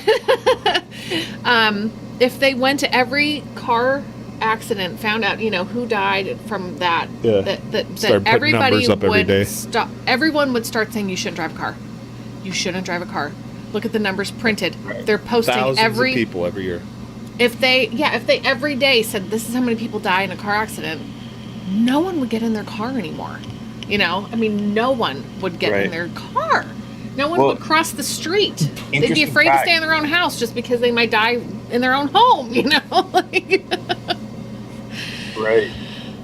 So interesting fact, and this kind of shows that this is nothing new. What they're doing with COVID is nothing new. When I was really into the DUI stuff, I learned that if a sober driver runs over a drunk pedestrian, that counts as an alcohol-related car accident, which is the statistic they use to say this is why we should allow drunk driving. So you have a drunk passenger in the car, you have alcohol in the trunk that smashes on impact, alcohol-related incident. It's the same thing they did with COVID. Did you see the South Park? Tell me you watched South Park. Had COVID. Yeah. the South Park where the cops took over the school, and then they shot the black kid, and they're like, it's a COVID-related death because if it wasn't for COVID, we wouldn't be here. So they shot Token. Yeah, that's how they laugh about it, but it's so fucking true. Mm-hmm. That's what they do. It's the worst. It is. It's Unless it's in a nursing home, then it's not a nursing home related death. I guess. So I can't even with. You following that? Following Cuomo? A little bit. We were really distracted with the whole Ted Cruz thing, so I didn't get much of it. Somebody in the chat about you, he said he's like the opposite Ted Cruz. You actually came back to Texas during the ice storm and then went back to Mexico. It was actually funny because by the time I found out he was staying at the Ritz-Carlton, I was like, I know people at the Ritz-Carlton. So I was like texting. I was like, hey, is he there? Can you send him a bottle of champagne with a note from me? And they were like, yeah. And then I found out he was already gone. Yeah, he's like, oh shit, the heat's on. There for. Yeah, he only took his girls. Well, that was the first story. But oh gosh, so dumb. But see, and then people were saying like, I don't think that's really covering up anything about what Cuomo's doing, but I think in certain parts of the country maybe it was a bigger deal, because Cuomo was putting people with COVID into nursing homes who have they're the most vulnerable. Yeah, we did that here in Pennsylvania too. Well, Levine. Yeah, I don't know if she did it or if it was Wolf, but Levine pulled her mom out before that happened. But it's like in other states too, so I don't know. And now Cuomo is like, apologizing for touching girls and inappropriately. It's so gross. He's like, yeah, this is. He's like, we got to cover up this COVID scandal. Yeah. Bring up the girls that I touched. Yes, I. That's what I said. He must be so relieved. I honestly think that he's like, nobody's thinking about me killing grandma anymore. Yeah, they're worried about. Oh, gross. I touched this girl's face. Yeah. Oh, gross. It's like it's very low key. Like it's still nobody disgusting. should ever. Yeah, it's disgusting, but it's not like Harvey Weinstein. Level. Yeah. But he's Joe Biden or Joe faces. Yeah, even our president. Yeah. Ugh. So gross. And I don't even know. People are like, oh, but they're, like, we. No, don't. No. Stop. Stop defending them. I have to ask you, are you on Float? Have you heard of Float? Have you heard of Float? No. It's a wonderful. I couldn't find you on Minds. I couldn't find you on Parlor. FLOTE? FLOTE, yes. Yep. That's our second chat over here. Yeah, I've heard of it. I think I'm on it. Okay. We did set up a Parlor account. We did set up a Minds account, but I'm not super active there. We've been we've got a social media team that's been like sharing content. Yeah, on have them share stuff on Float, because Float is amazing. It's a baby. It is. It's a baby. It's just starting. But we can stream there, and we can stream whatever we want. It's awesome. Anything. Like, we watch movies with our friends there. We stream movies on Sunday night with our friends because we can, and it's so much fun. Is it like a YouTube thing? It's like a Facebook. Or is it all live? It's like a Facebook, Twitter kind of combo deal, I think, because you can but basically like sharing, on Facebook kind of deal. It's normal social media, but it's the only one that I found that has a streaming platform with it. Yes. So that we can stream there, but also check this out. Nobody cares. It's awesome. When Facebook and Twitter and everybody started banning everyone, I was like, man, I want to make something that's like, what happens, because I'm like, okay, everyone's like, yeah, I'm moving over here, and then they make a post, but nobody sees the post because the algorithms and all this other shit. So I'm like, okay. So I made this site called Zinc, Z-Y-N-C, and it's zinc.social. And you set up an account over there. And what we're working on now is you can join, you can follow people, you can make friends and all that. And you can add all your other social media accounts. So like if you follow me, and you ever want to know, hey, are you on Float? You just go to my page there, and it'll have a link to my Float. Yeah. Nice. And what we're working on now is you'll like a browser plugin that like you go to Facebook and you press the browser plugin and you say sync.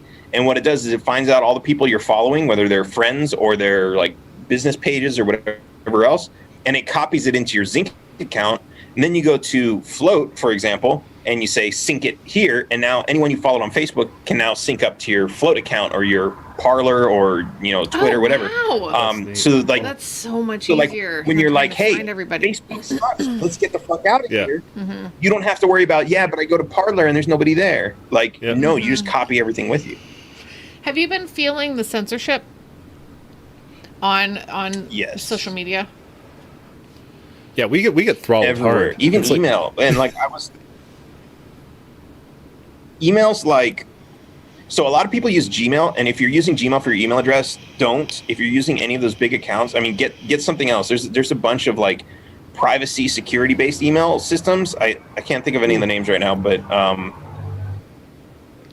use those because like they're censoring emails too, which is really fucking scary. Like I sent in. I was talking to my friend about it today, and I was like. Because so we gave away an AR-15 receiver that says Taxation is theft on it.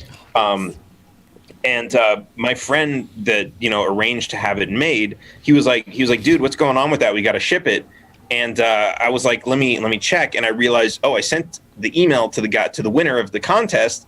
And he's got a Gmail account. Surprise, surprise. It was probably blocked. And we had this whole conversation about how all my emails are blocked. He's like, send me one right now. So I sent him one from my email to his Gmail. And he goes, well, I got it, but it's in my spam. And I'm like, okay, take it out of your spam and put it in your inbox. And then 3 hours later, he's like, dude, I didn't delete it, but your email is gone. Gone. Gone.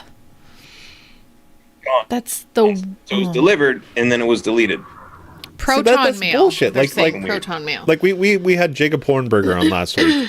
Proton mail. That was fun. Yeah, Proton. And I sent him an email to his email address inviting him to the show, and he responded, and I never saw it. Never got a reaction. And then like later I got another email, and it did actually come into my inbox, and he said, I guess we're not doing this tonight because you never responded. But why was the other one sent to like spam? It was sent to my junk mail. Junk, yeah. And I'm like, I sent him an email first. Why would it go to my junk if I'm interacting with this email address? You got to get off that. So I think because we're on that Proton mail. Proton and mail. I'm sure all the other big ones are trash too, like Yahoo and Hotmail and all those. Sure. Those are all my emails. Proton is pretty legit. And I get all kinds of garbage. Like, I don't check my email very often. I do now. Like, subscribe to a lot of stuff, but I have all in my regular email box, like my regular inbox.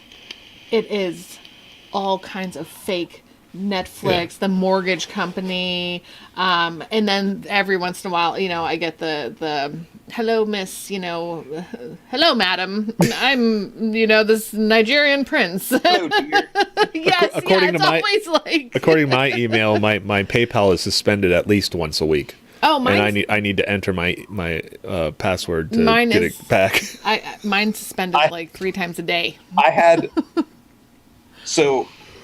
back in the day, I used to do like a lot of like independent websites and stuff for a lot of different people, and so this one guy called me up, and because like I'm kind of like I have people calling me like from 10, 20 years ago, like I used to do their websites or set up their email or like your tech support forever or something. Right.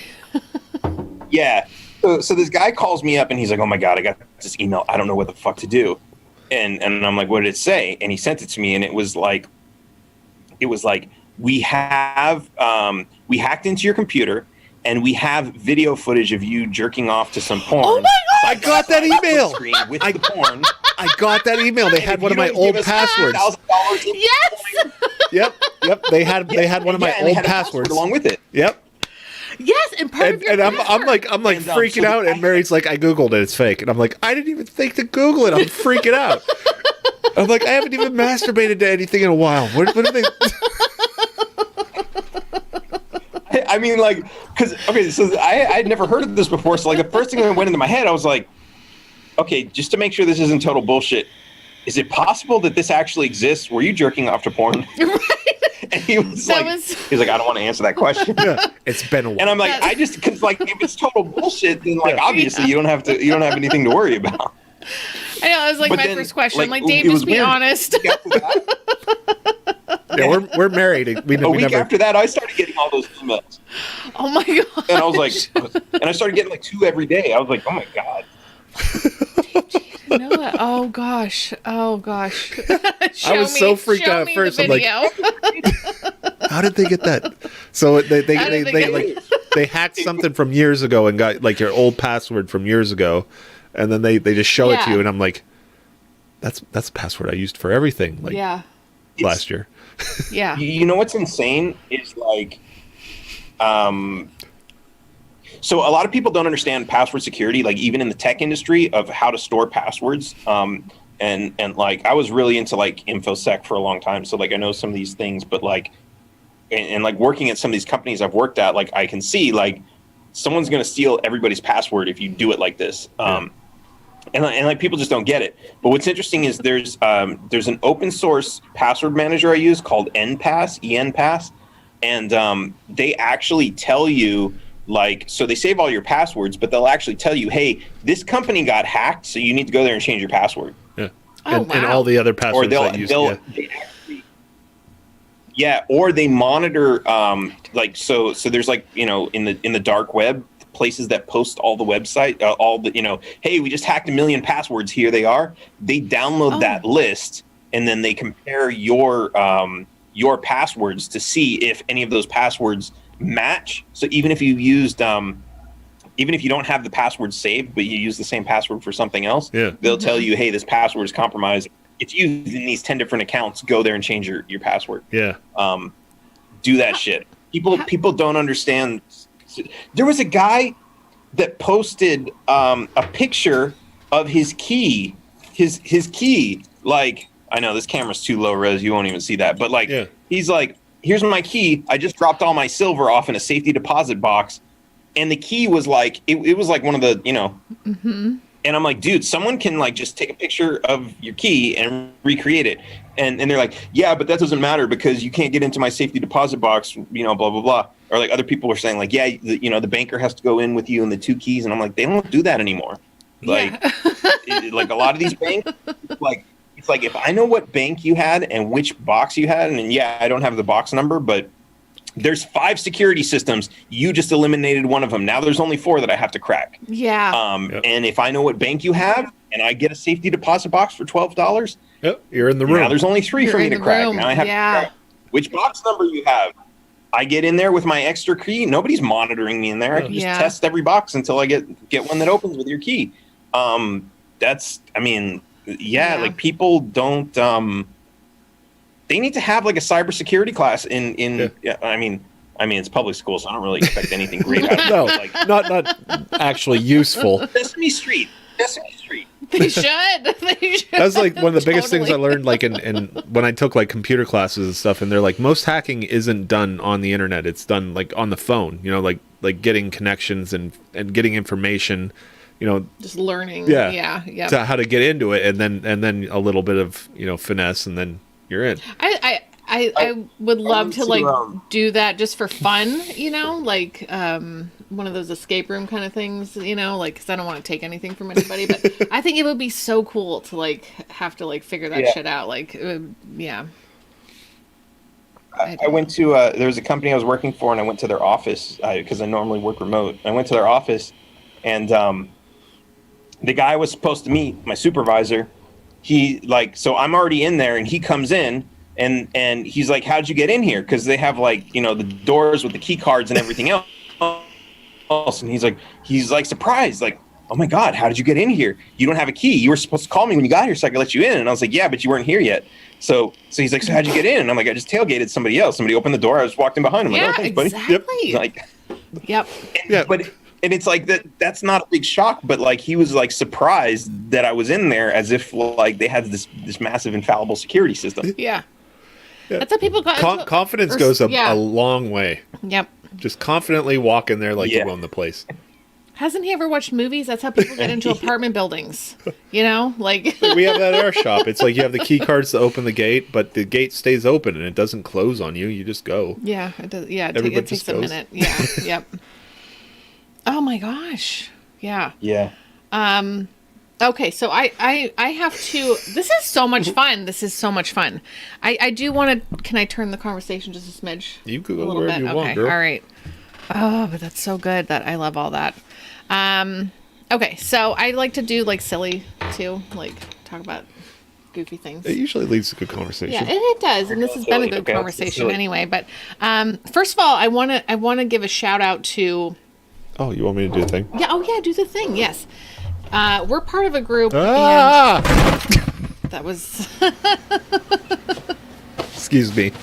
I just wanted to remind you guys to tell them about the Liberty Memes $5 charity club. I'll go. Thank you. We're part of this group called Liberty Memes $5 Charity Club, and I'm just so proud to be a part We like of it. to promote it during the show because And I like to promote it we also. were born of Liberty Memes. Yes, Liberty Memes has been a page that has been on Facebook for a long time. They just keep getting taken down. But they promote, liberty and the fact that you don't need the government. Voluntarism. Yeah, you don't need the government to take care of you. And so one of the things that has come from this is the Liberty Memes $5 Charity Club, and it is a group on Facebook that where everybody who joins the group, and there's 4,000, 5,000 people right now, commit to donating $5 once a month to one of the charities they post charities weekly. Yeah. So, and it's all GoFundMe's, so it all goes straight to the recipients. But it's so impressive. It's like been 16 months now, and they've raised $500,000, over $500,000 for people in need. And it's just amazing. And I think it's something that like you can super appreciate because it's not by force. It is voluntary. Yeah. It is just people saying, yes, I can give up that Starbucks, or I can, not go here, or I have that extra 5 or 10 or 20, whatever they want to give, but to people who are really in need. And we like to give a shout out to that, because it shows that even though I believe taxation is theft, it doesn't mean that we like to act on it. Not generous. You know what I mean? Like, oh my gosh, give people back their money, and then they'll be better, and they can share and help, and we can take care of ourselves without the government's help. So thanks for letting me do that, Dan. I appreciate it. Our plug. It's our plug. It's on Facebook. We'll get you. Dave will send you the link to the group, and if you want to put it up here, Dave, or if anyone else, I should have that I'll throw down. Because it's amazing, and to see lives being changed, people who've lost their home to a fire, or they lost their job, especially with COVID. But you would think like, oh, the COVID year, everybody's really strapped right now, but like so many people show up to help, you know, to give that $5 to someone else who But when you got really needs it. 5,000 members, And when you have it really adds up. a group of people that big, it really is amazing. So, there's the link. Thank you. Now, my first question is, I get real pissy around this time of year. I'm sorry. What are your thoughts on daylight savings time? Oh yeah, we need to ban that. That's Thank you. Fucking ridiculous. It is. Thank I'm you. always shocked when I find people who are like, I like it. I'm like, what? Why? Why do you like it? It's the same amount of time. We're just shifting. Okay, our so hours. I found out there's actually a conspiracy with the candy companies and daylight savings time, and they actually lobby to keep it, because if you get rid of daylight savings time, then there's less daylight hours during Halloween, and there's less trick-or-treating. Dude, our kids Oh my gosh. trick-or-treat in the dark. Yeah, it starts at dark. It starts at dark. This sounds like pineapple on pizza conspiracy stuff. I don't know. I get this way, and I know there's only we're like a week away from it, but I'm still just like... Yeah, kids can't really tell time. They go to sleep when they're tired, and they wake up when they're not anymore. Exactly. And we have 3 of them. It ruins everything. We don't have daylight saving you down don't? here in, I think, this entire state of Mexico. I don't know how much of Mexico. And Phoenix doesn't have it either. So Phoenix is kind of like Twin Cities over there. So yeah. Shout out to Phoenix and all the other daylight savings deniers. Yes. I think Georgia's taking it up. And I'm daylight like, I feel like there's hope for humanity. If we can just tackle this one little stupid government thing that will never go away, if we can take down one, we don't who knows need what's it. possible? We don't need it. And it started out as, a conserving energy type thing. Flags rough. World War I or something. But and then they tried to pin it on the farmers. They tried to pin it on the farmers. No. But the farmers are like, care. nope, we reject this. They actually lobbied against it. So I'm having a hard time this year.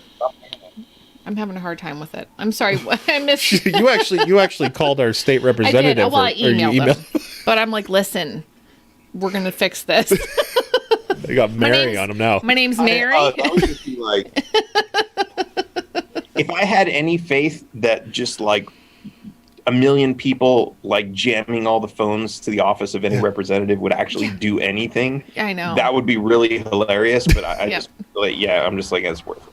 I know, and it's the first time I've ever like sent any kind of message to anybody in government. So, but I'm going to keep on it because I don't like it. There's no point in it. And it's the same amount of daylight. It's just shifted this way and that way. So why do I have to change my clock?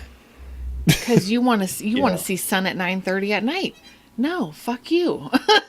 I'm sorry. Hey, look. I can't do it anymore. If 5 o'clock wants to self-identify as 6 o'clock, you better damn well call it 6 o'clock. Oh, shit. Crap. all that. Yeah, that's, damn it. They're gonna use that against me. Sorry, I know it. All right, so I want to ask you about your first job. What was your very first job? Let's say okay, two things. There can be your first job under the table, but then what was your first job where you got like taxes taken out? Oh, my first job where I had taxes taken out. Okay, so I had like a bunch of odd jobs, and I had some other like cool jobs that were like, more long term, and they were all under the table, and I was like, because like me and my friends we were all stoners and everything, so it was like yeah, fuck bank accounts. It was like stacking $20 bills. Like, yeah, look how much $20 bills I got. We're fucking shit. But I was like, man, I got so much money. And then I had a fight with the guy I was working for, so I was like, man, fuck you. And we had this whole falling out. And then like years later, like we made peace and everything, and we're good friends now. But so after that, I was like, man, I made all this money and I haven't been filing taxes. I think I filed like once a few years before that, because like my parents convinced me I had to. And so I was like, okay, I made all this money. I haven't filed in like 2 or 3 years now. I'm like, oh my God, the IRS is going to catch up to me and they're going to like SWAT raid my house and they're going to find my stack of $20 bills. Like, this is like, yeah.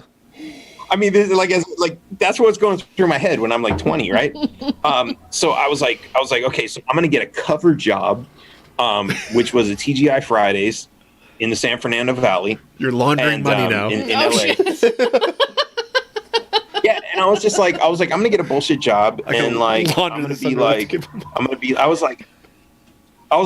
the half-baked guy, and like, I'm gonna work there for like a month, and then I'm gonna quit. Like, fuck you, fuck you, fuck you. You're cool.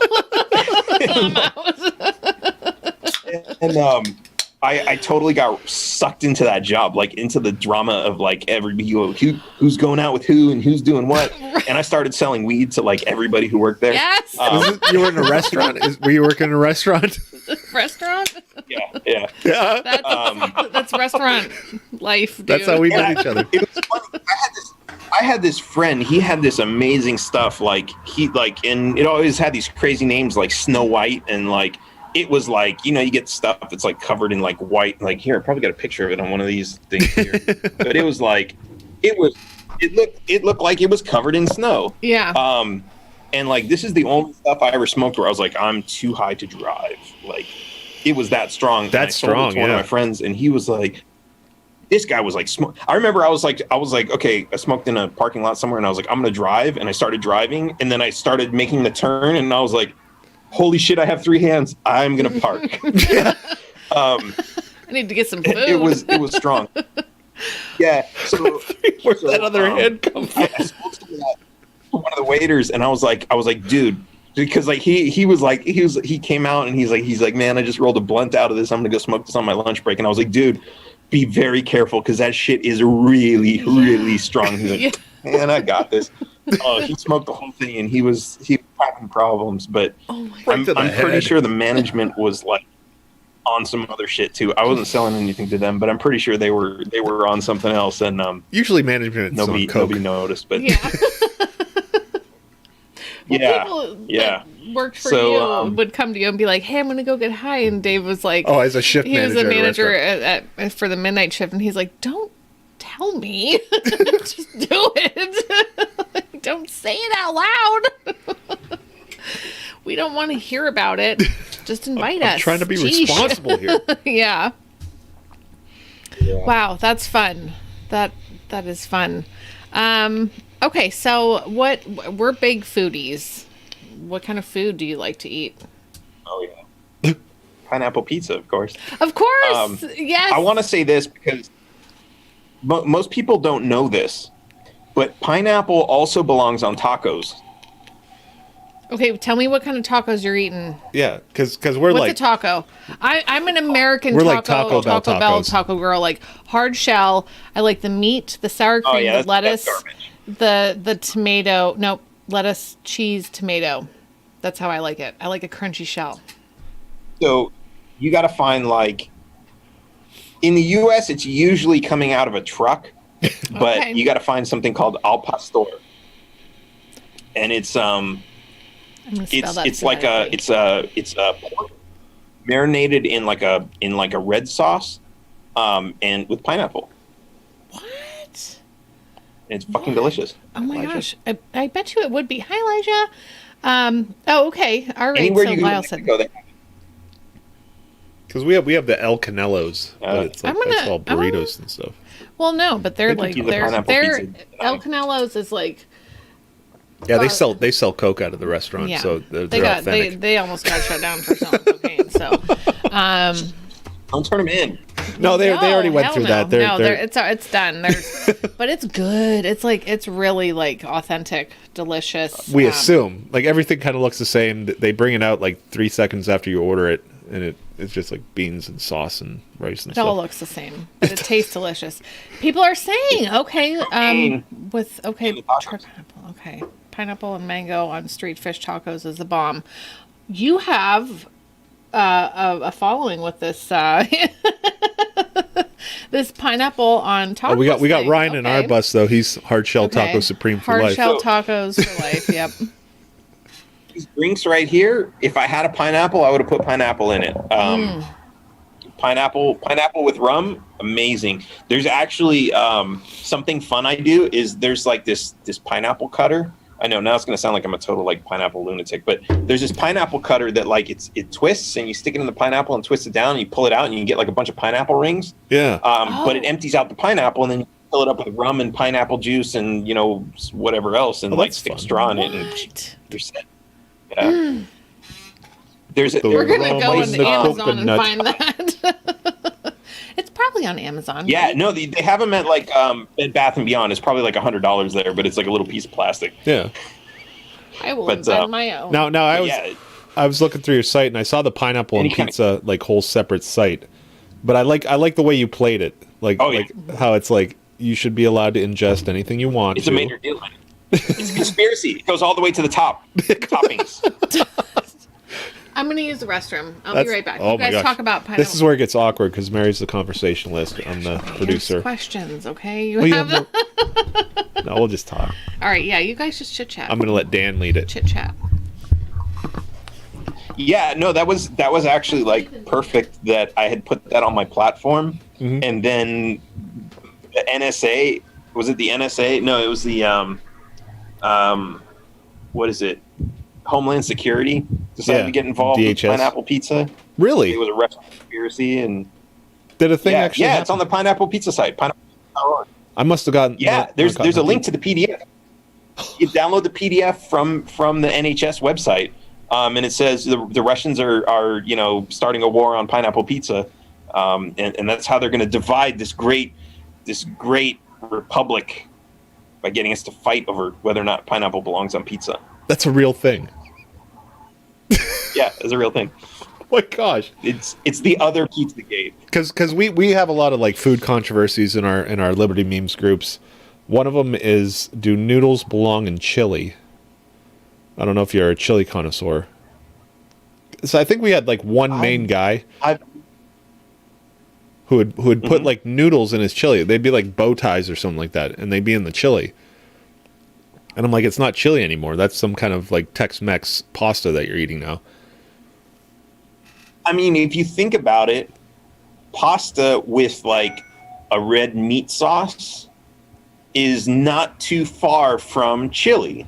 Yeah. On top of pasta. And I'm okay with that. Like we have the Cincinnati chili where it's like you have spaghetti noodles and then you throw some chili on top of that and some cheddar or something like that.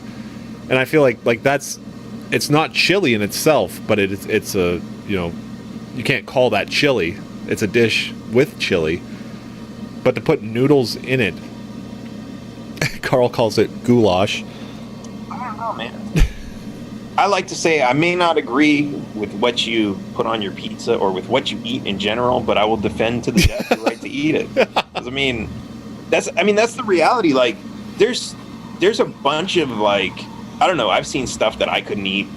I ate a raw turtle egg in Salina Cruz, Mexico, a year or two ago.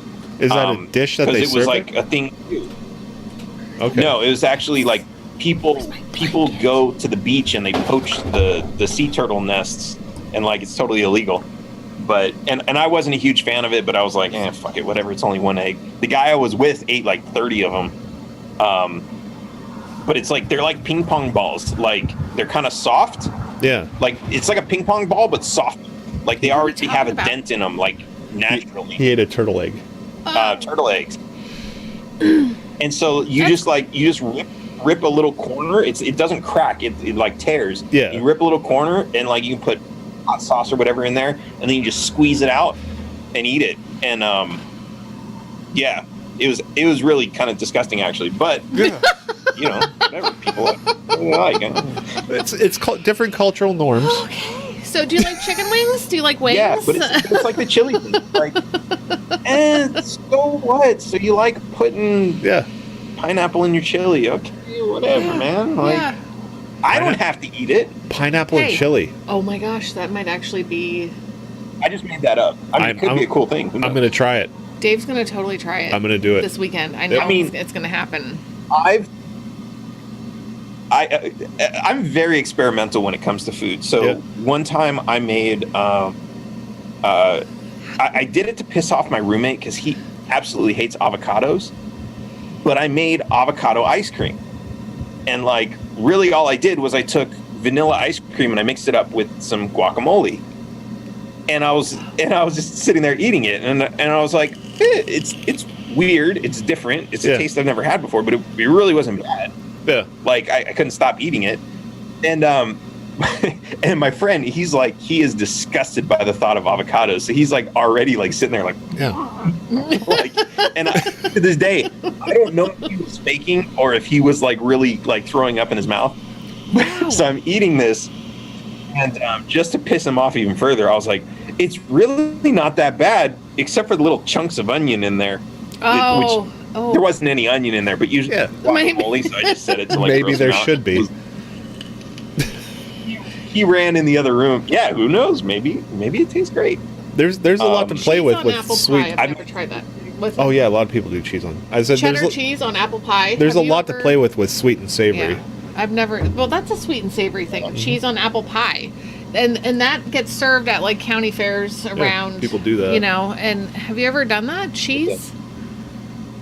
No, I had a deep fried Coca-Cola. However that worked. How? How? you need a holder. Yeah, it's. I think they make like a funnel cake or something out of it and put it in a cup. Like a donut. It was really weird. Yeah. I think they put a funnel cake in the Coca-Cola and then put it in the fryer. I don't know. It was weird. But I did have something else. What something else that I had there that was really good was they took a jelly-filled Krispy Kreme donut and they cut it in half and made a bun out of it, and then they put in a piece of fried chicken. I think I've seen that. Oh, I've heard of the glazed donuts being the bun for a cheeseburger or a burger. You know, that's like chicken and waffles. Yeah. Chicken and waffles. Yeah. Are you a fan? Do you like the sweet and savory combo? Like, will you try any food? Apparently, you ate baby turtles. Will you try any food? Really? No, I mean, I kind of. I was in China and they had like China. I mean, like that's where that story always starts. They had, say no more. they had like little sticks with scorpions on them. Oh, scorpions! You're still sitting there like, oh my gosh. Oh fuck that. Yeah, and it's like people buy them and then they eat them and like, but it's kind of like, I don't know. Well, okay. So the backstory is, from what I understand, it comes like they started eating it at a time when there was like so little food around, like famine and stuff. Yeah. Like, okay. That's what they had to eat to get. This is pretty good. So but now it's like it's like there as like it's there like you're out with your friends and then it's just kind of like the kids will like go like, hey, let's get these, and kind of like dare each other to eat it and that kind of stuff. But like that stuff's real, and like I passed on that one. They're so into food that fights back. Donut cheeseburgers are pretty awesome, says David. Mexico, they'll sell you for like $5. They'll sell you a bag of dried chilied crickets. I passed on that one too. I don't know. Bugs just don't do it for me. Bugs. I don't like bugs. If the bugs are moving, I don't think I could do it. But I think if they're dead, I don't give a shit. You could cover them in a thick layer of chocolate all the way around, and I would still not want to partake. Right. Now that might be different. Give me a Snickers and tell me there's like if they stuck a roach inside. It's pretty good. A roach? Oh, gross! I could do it. I knew you could. But the turtle egg, I don't know if I tried. Like I did a peanut butter and jelly hot dog on the stream once, and that's as far as we got. Well, he got. I'm like, let's have nachos or popcorn or. Well, I'm trying to make it exciting. I understand.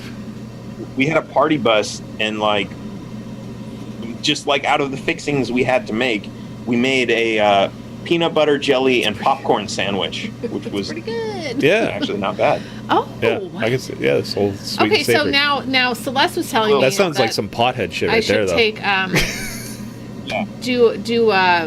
Was it a peanut butter with bacon and sliced Granny Smith's apples? Yeah. Okay. I could totally do that. I've never tried peanut butter and bacon, but I can't see why it would be bad. Like, have you ever had a peanut butter bacon sandwich? No, I can't say I have. But bacon, like bacon, it's bacon, you know? I might try it. I don't know. Peanut butter and honey. I've had bacon with maple, so I kind of feel like there's a bridge in there. Yeah. There's degrees of separation. Yeah. Yeah. So peanut butter, then honey, then maple, then bacon, and we're set. Oh, yes. That sounds banging. That does sound banging. Diabetes 101. Yeah. Totally. Take the foot. I'm ready. Yeah. Just saw it off right now. I want to eat this. So when you wake up in the morning, what kind of hours do you sleep? Are you wake up in the morning? I wake up in the afternoon. Okay. Yeah, I try that. Living the dream. I have 3 kids, so they're like, "Hey, you gonna get up?" And I'm like, "Can't we just snuggle in bed some more?" Are you like a coffee person or tea? Are you like Red Bull? Like, what gets you like caffeinated, or do you not even need caffeine? No, caffeine doesn't do a whole lot for me, but I drink coffee. But like, yeah, I don't know. I don't know. I don't think it does a whole lot for me. Yeah. But usually I wake up and walk my dogs, and I guess like getting outside in the fresh air is just kind of like enough to kind of wake me up and get me. Tell us about your dogs. Then I have to log in my computer and start working, and then it's like yeah. You're tweeting early with me. We all need to know about your dogs now at this point. We need to know about the dogs. Yeah, so the dogs, like, they used to really piss me off because they would wake up before I did. Mm-hmm. But now I'm waking up before them. So, I don't know. It might have something to do with daylight savings. Nah. What kind of dogs are they? They're not looking at the clock. They're just looking at the sun coming in the window. Yeah. What kind of dogs I do you have? two little pups. They're Texans. So they're like little half Chihuahua, half some sort of terrier. Okay. Little guys. Oh, you can just cuddle them and snuggle. And one of them we think is like half wiener dog. Wiener dog? Yes. Kind of half. It's funny because like the two of them are like, if you put them side by side, they're the exact same length. Yeah. But one is taller than the other. Oh, yeah. So he's got the short legs. Yes. But yeah, they're pretty fun. One of them is like super friendly. He wants to play with everyone. But then the other one, she sees another dog, she gets jealous, she wants to go pick a fight. And it doesn't matter if it's like my friend has a couple Dobermans and she wants to go pick a fight, and she's like, they don't know that. She's like this tall. Yeah, she's like, no, this is my house now. Like, we'll be at the Doberman's house. Oh my gosh. Yeah, she's a lunatic. Like, that's gonna kill you. Yeah, well, fuck him. Mm-hmm. I'm gonna let him know what I think. Yeah. Oh, we had a dog. Yeah, wiener dogs are. And then there was a dog in our neighborhood where we lived before, and it was a lab that was half lab, half basset hound. So it had the full lab body, but these tiny short little basset hound legs. But it was a lab, and you're just like, why are you so short? There I go with my, ripping on the little people. I'm not trying to rip on little people. I had a mistake at a store the other day, and it's great. It's a great story. But people are like, Mary's making fun of midgets, but I'm not. She wasn't a midget. I really thought she was like 8. Yeah. She wasn't 8. It was a mistake. I leaned in and was like, hi, how are you? Are you a special helper today? And she's like, no, I work here. And I'm like, oh, shit. Fuck me then. Yeah. So I'm all, it's all good. So, gosh, Dan is watching me get hammered. Dave. Oh, are you doing it? I I drank am. all I the did. liquor. I'm doing the thing. I'm sorry, Dan. I warned him. No, you're you? good. Okay. I should have brought my bottle up here with me because I'm done with this one. Oh, yeah. Anytime you're on the show, always be prepared. I don't know how to tell people that. and I was really just so like the mold up here is crazy. Like it's like I'm in the jungle, right? So there's like mold everywhere. So oh no, we left town for a couple weeks. I would freak when out. we went to Texas, and we came back and like it smelled like mold as soon as we walked into the apartment. So like we're cleaning everything and scrubbing everything. Yeah. And then like today, like so we're pretty much back to normal. And today I went in the fridge and I was like looking around for some little snacks or something, and I was like, what's this? Wait a minute, that looks funny. And it was my little bag where I had a brownie. And like this was a good brownie. Like my like it's just like this big, and I would tear off like, just a little piece of it. Yeah. Like small. take it and like I'd do it for like a few hours. I was drunk. Yeah, like that would be like, before bed, knock me out. Yeah. And it was like covered in like an inch thick of mold. Oh, and I was like, yeah, no, you're going to the trash. That's sad. What a waste. Sad. F's in the chat. I'm gonna have to buy some more. Oh gosh. That's sad. I hate the smell, like musty. Yeah. I'm allergic to like mold and all that though. So I don't know. Can I eat mushrooms? Yeah, you have. No, I mean like, can I eat mushrooms? Yeah, it's not good mold. It's not anything that's gonna get you high. It's not like DMT is growing on the wall. Yeah. Have you ever done that before? No, but I hear it's really awesome. Yeah. No, mushrooms and LSD is as far as I've gone. Okay. And even then, I'll admit, I was being kind of a pussy. I think I had a half a tab of what the dealer even told us was like not super strong stuff. Yeah. Well, they're So, always gonna, you always No. take it and then it'd be like, oh, this. There's always that period where you felt like you got burnt. Yeah. And then you're like, oh. No, but it kicked in. I felt it, but it wasn't like, I don't know. I was like, I don't know. At the same time, I'm a little bit paranoid about some of that stuff. Like maybe if it was stronger than that, I would have like lost my mind or something. I don't know. That's always a danger. I feel you. That has always been a worry. I'm cautious with my drugs. Cautious with your drugs, yes. Now you're currently running for governor of Texas? Yes, I am.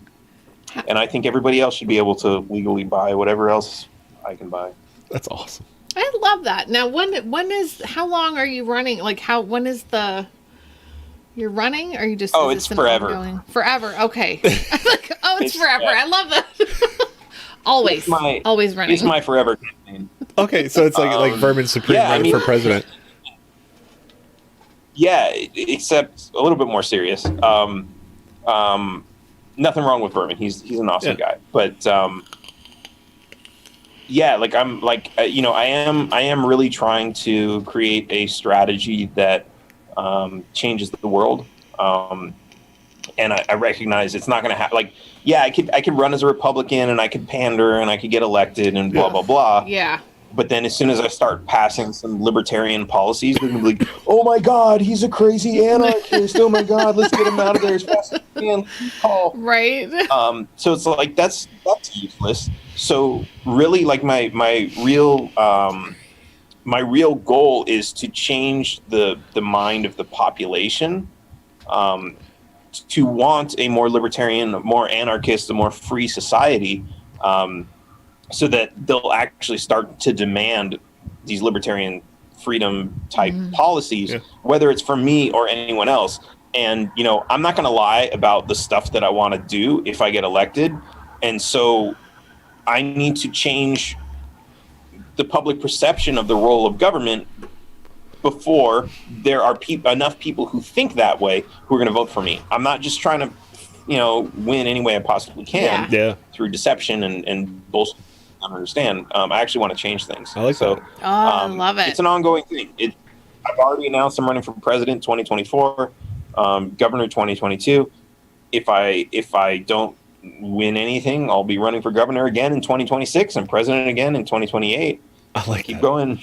It's a great platform. I love that. And I'm working with all these. You get attention. Yep.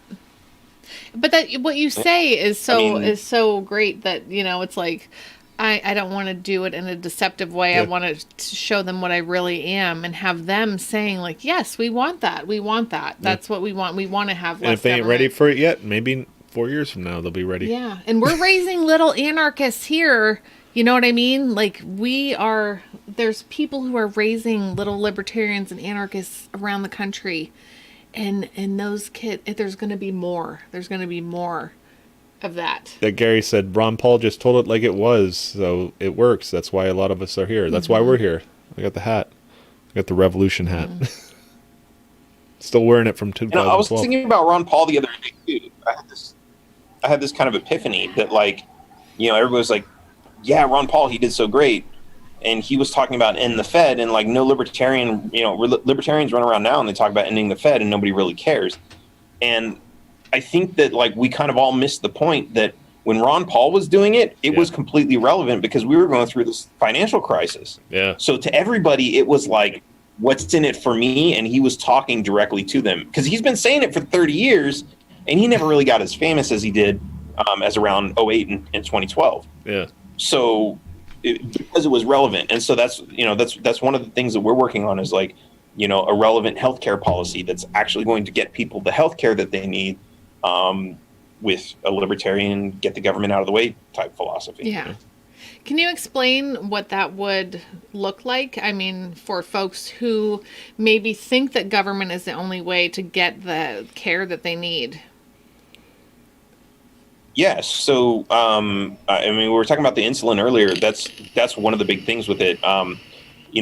Texas doesn't have this, but a lot of other states do. They have a certificate of need where basically I'm a billionaire, I've got a lot of money, and I want to make a lot of money by building a hospital. And then they go to the government and say, I want a license to build a hospital. And the government says, oh, we have enough hospitals. Go fuck off. Okay. Well, you would have more hospitals. And you can distill this down to, why is the cost of healthcare so expensive? It's basic supply and demand. You realize if there were more hospitals, the prices would go down, right? I think most people get that. If there were more medications, if there were more manufacturers and all these other things, yes. And like a lot of people point to intellectual property laws that say like only one person can manufacture a certain drug. But the reality is like that only covers a small percentage of it. You have things like insulin, which have been around for decades, which is manufactured by 47 companies worldwide, but only 3 of them are allowed to sell it in the United States. And most of the rest of the world can buy it for $12 and we pay $100. Why is that? And it's so you're telling me you can buy it for $12 in another country and ship it to the United States and you can get it for $12? Yeah, but they made that illegal so that you would have to buy it for $100. It's a conspiracy, man. But that's like that's the whole thing. I mean, it literally is it's racketeering. It's monopolies. It's protecting. It's a cartel technically. And it's the same thing. We have doctors. It's the same thing, right? You go to the doctor's office. When's the last time you ever walked into a doctor's office and you were like, I'm here on time for my appointment? Oh, walk right in. No, they make you sit in the waiting room for like an hour and a half, even though you showed up on time. And it's like, why? Oh, and then the doctor doesn't even get to see you. You talk to the nurse for half an hour, and then the doctor comes in for 5 minutes. Yep. Okay, check this. Yep. Okay, talk to the nurse. See ya. Go pay the cashier. That's it. And it's like, why? Well, what if there were 10 times as many doctors? Take a little more time. You think the lines might be shorter? Well, yeah. And what would you do if I told you that there were thousands and thousands and thousands of doctors who were here from other countries, who are qualified to work in other countries, who the U.S. government won't allow them to work here? Graduates from med school who graduated at the top of their class, but aren't allowed to practice medicine because there's a cap on the number of doctors who are allowed to practice. Like, the government is preventing you from getting access to healthcare. Forget about the price right now. They're artificially limiting the resources, which is what drives the price up. Yeah. They're breaking your legs so they can offer you a crutch. And then we thank them. Well, thank you so much for the crutches. Oh, what was it? Negan on Walking Dead. He did a perfect. He had a perfect setup where he was like, I don't remember what he did, but he was like, say thank you. He's like making somebody thank him for like, and it was like, he's like, that guy's like the perfect like icon of government, like a representation of. Yeah, I mean, like he's got so many of these little scenes where it's just like, yeah, that's exactly how the government works. Mm-hmm. It's crazy. Oh, I have to have faith and hope that like you found liberty, we found liberty, like we're all like, you know what I mean? Like Dave and I were hardcore statists, so gross. But now we're not, you know, and there's so many folks here watching and hanging out who were the same way. And we're going to change minds. Like we are going to, it's just not going to be overnight, you know. Are you into the thought of, you know, where, what is it called when everything just burns to the ground? Collapsitarian. Yeah. Are you into that, or are you into more like, let's do this in a more like controlled fashion? That's not my preferred path to liberty. Yeah. But I've got my marshmallows ready. So okay, yes, I don't want to have to. I don't want it to be that way. Yeah, no, but I do want to say this too. Like, you know, you talked about like, you know, we all kind of found liberty in some way, and like I want to point this out because I think a lot of people miss this really important point. We found liberty because of something that affected us and like was personal to us. I remember I was in the Libertarian Party for like the longest time, and I thought everybody was there because they hated taxes. And it took me a while to like recognize like, oh no, there are people here who are only here because they want cannabis legalization. There are people here who only, you know, they only want this, they want that, you know, criminal justice reform. It wasn't all about taxes. And that was me being stupid and dense. And, you know, there are still a lot of, you know, those other people who think the same way about their issue, that everybody else is here because of this. And we have to kind of wake up from that and recognize that we're not going to wake anybody up to wanting freedom unless we have conversations with them about what they want. And this is really important when I talk to like the socialists and the communists and everything else. Yeah. Like, you know, we have conversations and we kind of like, we don't talk too much about policy. Like I try to get to like, what do you really want? What do you want out of life? What do you want to do with your life? And like, they basically say something like, man, at the end of the day, I just, you know, I want to get married. I want to have a house. I want to have a family. And it's like, oh, okay, cool. There's nothing communist about that. So the reality is like, they think the only way that they can achieve that, because they're in a constant cycle of debt and working 40 hours and all this other stuff, is to steal from the rich, because somehow the rich have figured it out and they haven't.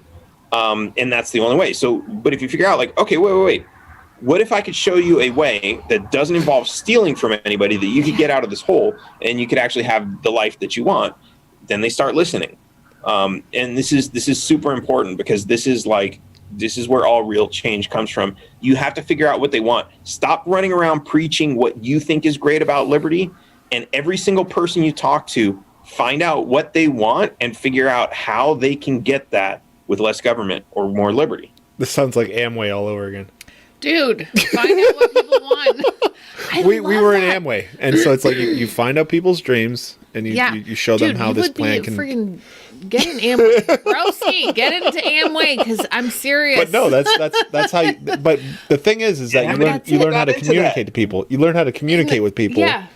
You listen. And you ask the question, and then you know what you do. It's a sales job. Yeah. You ask the question, and then you sit back and listen. You actually like listen, not like try to formulate your next thought. You listen to what they're saying, and then you already have your bullets in your belt of what this can provide you. You share with them how. Right. I feel like put yourself in their shoes. Yep. Exactly.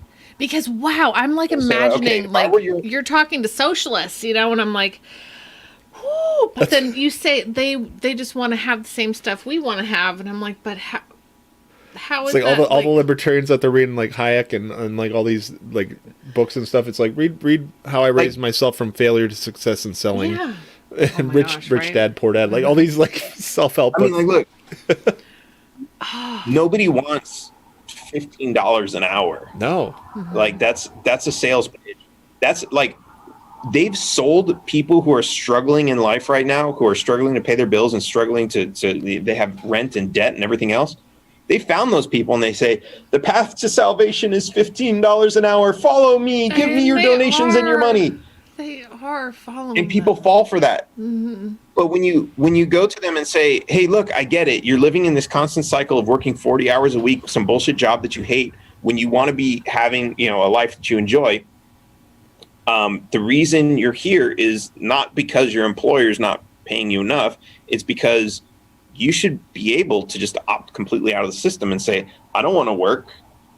If I want, I'll go live on a little commune and we'll grow our own food and that'll be fine. But you got to pay your property taxes. Yep. So your government, property gotta get that taxes, cash. yeah. is still screwing you. Oh my gosh, those property taxes. That yes, you want to just have your tiny little piece of land and make your own food and sustain. Yeah, but how? Like you can't because you have to Property pay. tax. Property tax is more like slavery than income tax.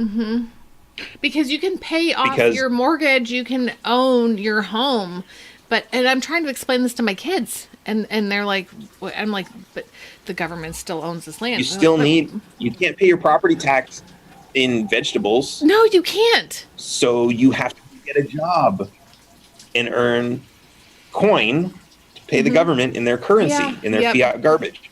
And so like if it weren't for that, yeah, you could grow your carrots and you could trade with your neighbor for tomatoes and you could live that your would be life that. and be fine because of that. Yeah, tax. but you can't pay the government. Yeah, so that is the one that makes you get off of your property, go into town and get a job. So people who say income tax is slavery, I mean, I like to say it's more like getting robbed on your way home from work every single day. That's but really sad. Property tax is the one where they come to your house and say, if you don't go back to the job, go back to the factory and start slaving away and work, we're going to drag you out of your house and you're going to have nothing left. That's slavery. When do you know when property tax started? I don't. When did that start? How long has that been a thing? So, I'm not. I have a vague history of it. I learn from you guys. So, like, I'm not good at this. But so in the when did that start? There were some property taxes. Property taxes have been ruled unconstitutional along the way, and so they've done some things to get around that, where they can say like, oh no, if you're using the property for commercial purposes, then blah blah blah blah blah. But of course now it's like all contractually regulated. So the same way you are regulated, you surrender certain constitutional rights when you go to get your driver's license because you think you need one but you don't. The same way you register your property with the government, and so now your property is taxable because you signed a contract, and so now they're going to tax it. And I know people who have figured out how to opt out of the property tax system in U.S. and Canada, but it's difficult. It's not easy. It's not like you just fill out a form and say, my property's not taxable. I mean, even if you fill they out don't a want form, you to. the red tape, It's a fight. Yeah. Of course, they want your money. They're going to fight you tooth and nail. Right. And so yeah, I mean, but there have been courts that have ruled it unconstitutional. There's, but that's the world that we live in, where like, not only do most of the people working for the government believe that you have to pay the taxes, and those are the people enforcing it, but all of your neighbors think you have to pay the taxes. So when you're protesting a tax and saying, haha, the law doesn't actually say I have to pay it, or this was ruled unconstitutional, or whatever the case may be, when the police come to drag you away, your neighbors are going to be like, well, you thought some crazy shit. Yeah, that's an uphill battle. Again. And that's another thing too. Believe in all the crazy shit you read on the internet.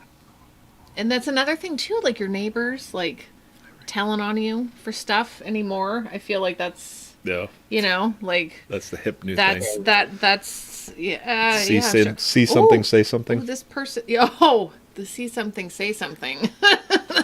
It's like how long ago? And now it's even worse. And everyone has their like they feel like they have a right to turn people in for things, anything. It's their identity now. Yeah, like it bothers me. Yeah, wait till they start offering cash rewards. Yeah, I know. Cash? So okay, so like, all right, let's say Or like discounts on your own property tax. Oh, hey, now you won't have to pay property tax for 5 years if you turn in your neighbor.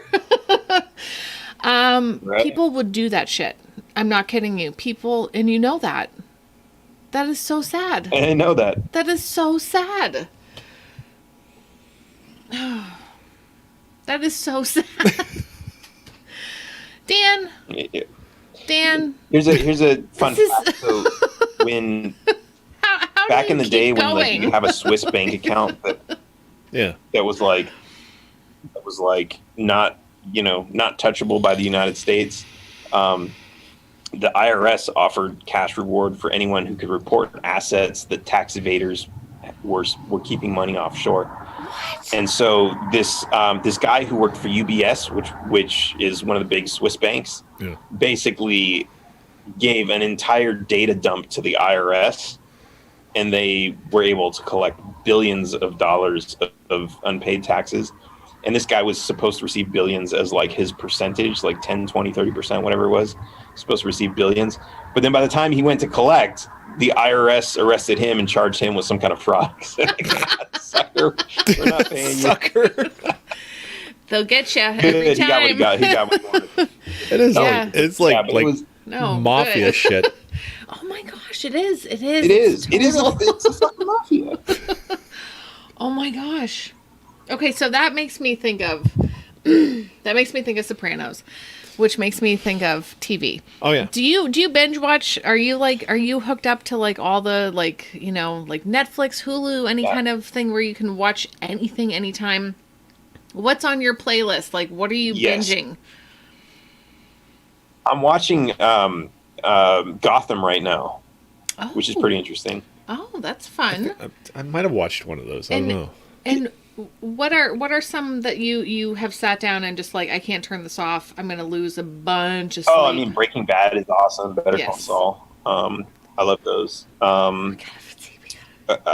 Finish the Better Call Saul. Yeah, I don't know. I like a good movie though, like a good action movie. There was like Squadron 6 or something with like, what's that guy's name? Ryan something. The Deadpool guy. Reynolds. Oh, Ryan Reynolds. Did we start watching? Did we watch? Ryan We Reynolds, watched that one. We did. That's one where all the. Is that the one where he's driving the car? Like the one kid's driving the car around. Yeah. Yeah. Okay. Yes. All right. Yep. You know who I'm talking about. Yeah. You know who I'm talking about. I'll tell you later. You remember because we watched it. I have a bad memory. Well, we did watch it though. He's my goldfish. Yeah, that was a pretty good movie. And like, I like a good comedy too. Like, I mean, pretty much all of Ryan Reynolds movies are fucking awesome. love Ryan Reynolds. He's hilarious. What was He's the one where really he was funny. the college dorm guy? That was supposed to be like a vacation movie. They took over. Yeah, National Lampoon. Yeah. Yeah, we have it over Yeah. There was actually there was a documentary type movie about the creation and history of National Lampoon, which is pretty cool. Oh, no kidding. Yeah. It's like how all those guys got together and started making all those movies, like Animal House and all those. Yeah. Oh my gosh, we have that one too, don't we? Yep. Oh, we got to put that on the list for the movie night. Drew, it was fun. Dave went ice fishing. Drew Simmons is asking how ice fishing was. No, it was terrible. I didn't go. It was great. Did you ever go ice fishing, Dan? Have you ever been ice fishing? No. Don't. I'm sure it could be It's good cold. if like you had a tent It's and you're really inside cold. and you're like watching a TV or yeah, something. but like if you're in like one of those little things where like a shanty, and it gets warm. Oh, you This know, leads to further questioning. Go ahead. But when you're just out on the ice and it's 1 degree and the Yeah. wind's blowing, Yeah, it's terrible. fuck that. Dave G, no. Yeah. Have you experienced I don't snow? do well in. Yeah. What's your snow Yes. like? Was it Yeah, just I mean, so momentary? well, growing up in LA, we would go to Big Bear every once in a while, Okay. and So there you was like a got to little bit of snow leave there. the snow. Um, Shit, that's what I want to do. I want to be able to leave. I want to be like a grandparent, like leave my kids, be like, Yeah. my grandkids, like, Go I love visit you. the snow. Bye bye. Go visit and then leave, come back. That's what I want. Yeah, I've never like lived in it for like a really long time. It's terrible. I've traveled. I mean, like, yeah, I've been to like I don't know. I flew through like the Detroit airport where they have to like spray down the planes with like Yeah. whatever kind of Yeah. de-icer before The you. de-icer, And it's like- yeah. And it's like, what the fuck did they do with the runway to make sure the plane doesn't like slide off while it's like speeding up to 500 miles an hour?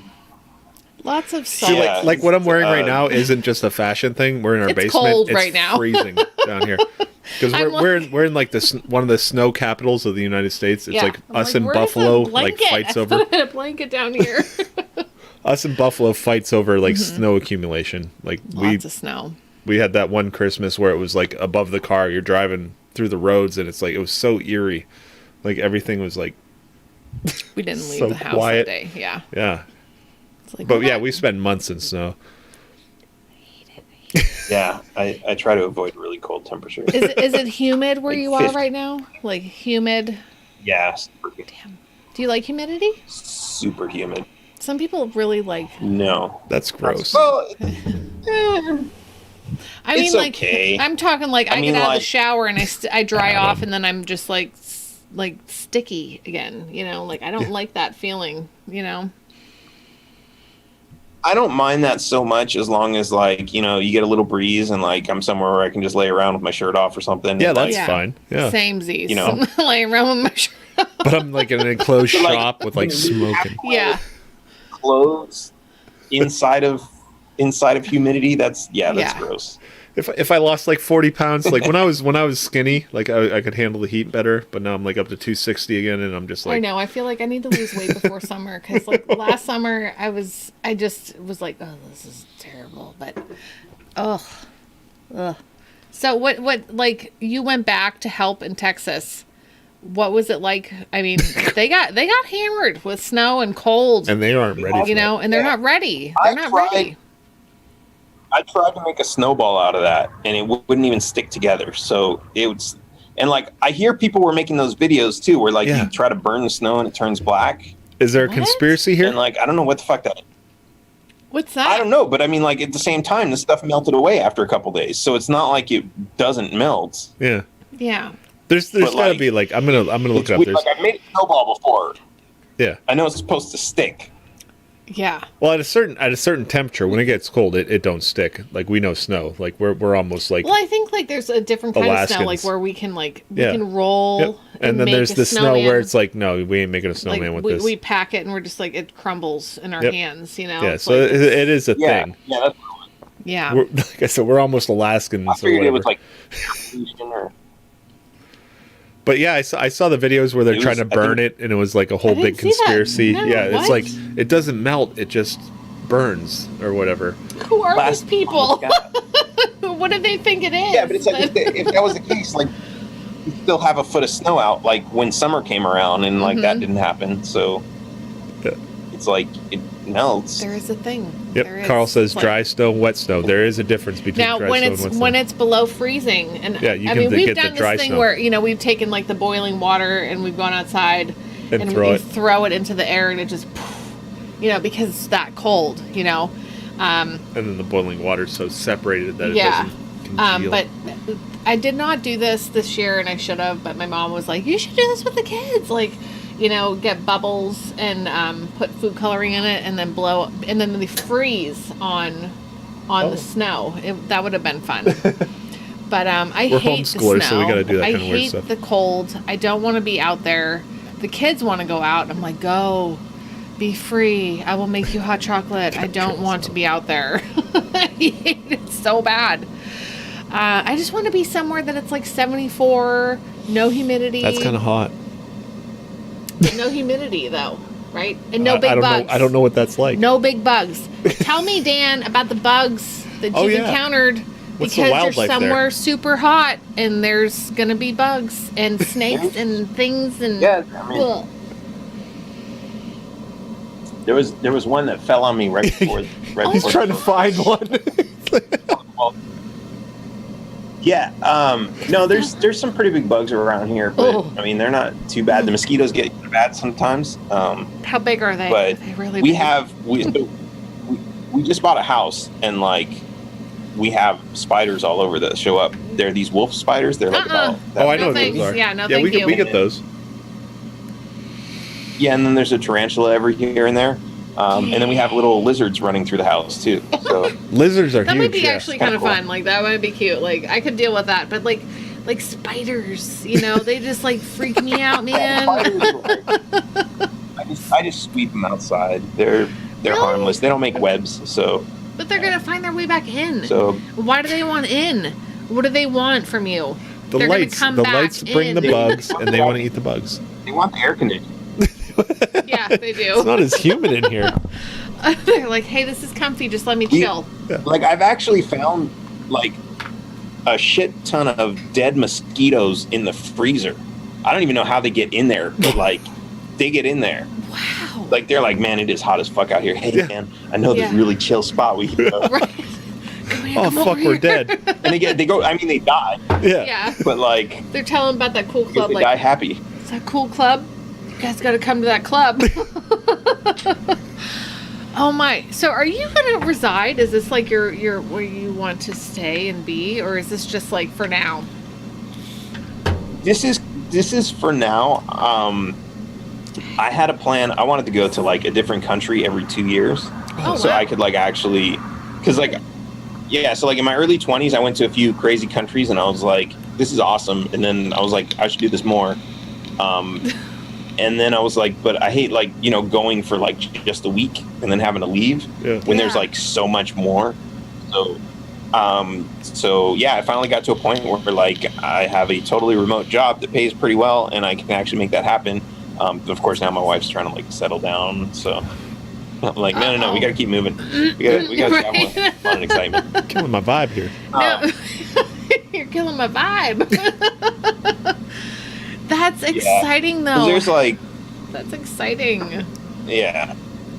I mean, there's like so many places, like, you know, Costa Rica's on my list, Brazil's on my list, Japan, Switzerland, you know, all these, like, you know, and to go there and like live for like a couple years and like actually like, because I mean, like, as many times as I had been to Mexico before, like actually like staying here for like 6 months even, like you learn a lot about how shit gets done in a way that like really kind of opens your mind to the libertarian philosophy too. Like, you know, people are worried about, you know, well, if there weren't any speed limits, then people would drive 500 miles an hour next to a school and hit a bunch of kids. Right.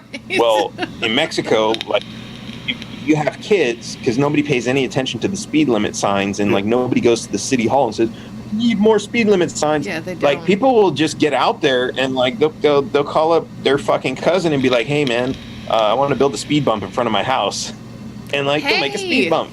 There you go. Is that what it is? And people slow down for those. Oh my gosh. Because I went to Cancun when I was like probably a teenager or something, and then like we're at a resort, like an all-inclusive resort, and we're kind of like, let's go see what's outside of this, and we got in a cab, and we're just like, holy shit, like this guy's going, you know.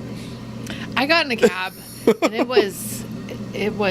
I mean, I thought I was on a ride. Yeah, like it's at different. an amusement park. Like I was like flung to the other side of the cab. But that makes sense though. That if you could just say like, hey, you know what? I want to build. You're not going to go fast by my house. Yeah, and you know what? These kids, like, you don't want to have a speed limit, fine, but we're going to put speed bumps here. And there's like, everyone thinks of like speed bumps where you have to like slow down to like 2 miles an hour, but like there's speed bumps that are like, you know, they're like long and wide, so like you can slow down to like 20 and it won't wreck your car. They put it at the beach. Yeah. Mm-hmm. Yep. Yeah. Yeah, so you just You will go down to the speed limit. yes. That's one that But they they've have got where it some goes, they've got some fucking bumps too when they really want you to slow down. is there at least, do they put they a will sign rip so your you axle know? off if you try to- That's just the speed Is bumps there are a no joke in sign China. at They will least? destroy your car. Do they put a sign so you, at least you know to like, hey, here's a speed bump? Sometimes, sometimes they paint them, but they don't use the best paint. So like after like a few months, all the paint comes off and they're black again. And especially when you're driving at night, you just don't see them. Yeah. Like you go, like you'll catch air. Yeah. Wow. Wow. It's fun, pretty though. nuts. I feel like they did that on purpose. So yeah. Route 32nd in Pittsburgh, because it was like, woo! Like, everybody, we have to slow We've down. had to do some suspension repair. Wow. Live and learn. Yeah, yeah. Oh my gosh. Do you drive around a lot, or what? Like how? Yeah. Do you have like, a car there? Yeah. How do you get to where you want to go? Yep. I have a car. I have a motorcycle. And there's, I mean, You have to watch for them. I mean, I use a lot of public transportation too. Like a lot of times when I fly in, I just like, because we live a couple hours from the airport, so I just get like a bus from the airport to the city, and then I take a cab from the bus station to the house. There's a lot of bicycles around where I am because there's like a lot of tourism and stuff like that, and just like a lot of traffic. So like not really any place to park your car, even if you wanted to. Okay. So yeah. Are cartels a thing there? And no. Yeah. Okay. Yeah, they are, but I'm not afraid. There's actually, so a funny story, like there's a town like an hour from where I am that it's a big tourist town, and like after we were down here for like a few months, this happened, and they found, it was like, you know, all over the newspapers and everything, some decapitated bodies were found, and you know, right in the middle of this tourist district and everything. Yeah. But it came with a note. Yeah. And the note was from the cartel, and it said, "Dear tourists, please don't mind our mess. This is just gang on gang fighting. You're not in any danger or anything like that." So that was nice. Really nice. You know, oh my gosh. I mean, think about it. It's like they're businessmen. Yeah, they're just doing like they were businessmen doing brutal, business. but like that's their customers. What are they going to do? Scare away all the tourists, and then they're going to lose all their money. So, that's actually, you know, they really, understand, really and like. nice. But think about it. This is exactly how the police work in the U.S. I mean, it's really not that much different, right? Oh. They have their monopoly. Like, oh yeah, you can buy your drugs from our pharmacy, but if you sell anything that's not on our approved list and you're not licensed and you're not giving us a cut, well, then we're going to send the DEA to your house and shut you down and shoot your dog. Like it's yeah. And your dog is this guy. And then so what happens there, like with the cartel? I mean, like, if you're not in business with them, you don't have to worry, or just as a normal person, like, if you're not trying to do business against them. Yeah, like, I just want. You're not fighting over their, like, you're not trying to take over their territory, and you're not pissing them off by trying to cheat them or steal them or something. And yeah, like you just want to get some insulin and like take it back to some people who need it. You're probably like, is that okay, or is that not? Yeah, they don't even. I mean, they're mostly involved in like drugs, and that's pretty much it. Like the illegal drugs. I'm trying to think. Do they have? I mean, there's some other shit going on. Like they'll rob they'll rob stores, make them pay a tax, or like a van full of men will come and with guns and shoot the place up and steal from the register and everything. That sounds super like that kind of stuff happens. Yeah.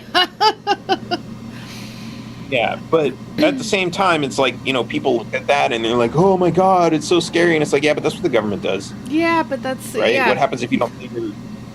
Imagine you're a full-size legitimate business like a hotel or a restaurant, and you don't pay your taxes. What happens? Well, the government comes along, and they don't necessarily shoot the place up, but they'll drag you out, and if you resist, they'll shoot the place up. But that's, okay. Now let me ask, like, it's funny. Oh, go ahead. Yeah, well, okay, so I was going to say, when we came down here, my wife wanted to import our car, so we drove it in. We had to find an import-export company, and they had to deal with the government and all this stuff, and we ended up paying, I think it was $2,500 to import the car. Import your car as like, yeah. So now my wife did all this, and then she she's with the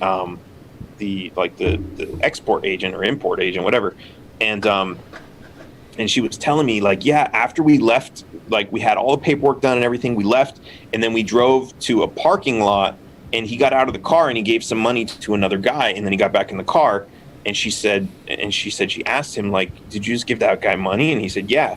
And he's like, he's explaining to her, yeah, that's the final payment of the process. And she's like, is that guy like cartel? And the guy tells her, well, yeah. So she had to pay the cartel on top of what she paid the government. And she's telling me, like, oh my God, this is so terrible. And I'm like, wait a minute. You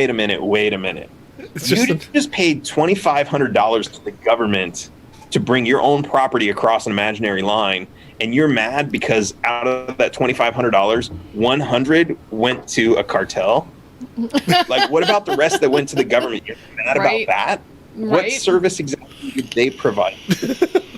I love to that you said like, imaginary line. It's brainwashing. This is like, yeah. This is what's put in our heads. And like, the reality is the government is just another gang. They do things a little bit differently, but they also control the media. So when the media reports about the government stealing money, it's a good thing. It's taxes. It's why we have parks and trains and children. That kind of stuff. Think of the children. They're scary people. Don't give them your money. Give more money to the other gang who's going to protect you. I mean, and since day one, since birth, this is the crap they're putting in our heads. Yeah, that's right. Wow. This has been so much fun. I feel like, I really feel like we could talk forever. Yeah, we could. We could. Uh-oh, it just went red, Dave. Uh-oh. The thing went red. Are you still there, Dan? Who went red? Okay. My encoder. No, the we might have lost the stream. We're gonna just see for a what happens. second. I swear to you. Did I disappear? No, you're there. I wanted to make sure. The chat's still coming in. I think we're okay. I just saw it go. I saw the little box turn red. And Mary's not good. I do all the technical stuff. Yeah, I'm like, what is happening? Our encoder. It's back to you. We're green. Oh, we're good. Amazon will build the roads because reconnected, successful. Dan, Wow. are you there, Dan? Yeah. Oh, thank you. It's not the internet. It's something with my computer. I don't know what it is. The NSA heard me talking shit. I super feel like that. It's a very expensive computer too. We talk about stuff, and then all of a sudden it's just like, we're gonna shut down for a moment. Okay. Oh gosh, Dan, you're fun. You are fun to talk to. You're gonna be running. I've been called worse. But no, like it clicks. The things you say, like, just talk to the people about what they want, no matter what they believe, no matter if they're on red team or blue team or whatever other teams are out there. You know, it makes sense. Just and you can kind of talk them down from, like, well, we don't have to depend on the government all the time, and taxation is super theft, like, so much. Can we play his commercial once again? I really want to play it again. Oh, yeah, we can do that. I do. That was amazing. How many did you do? How many commercials and how many aired? Is that the only one? Because that.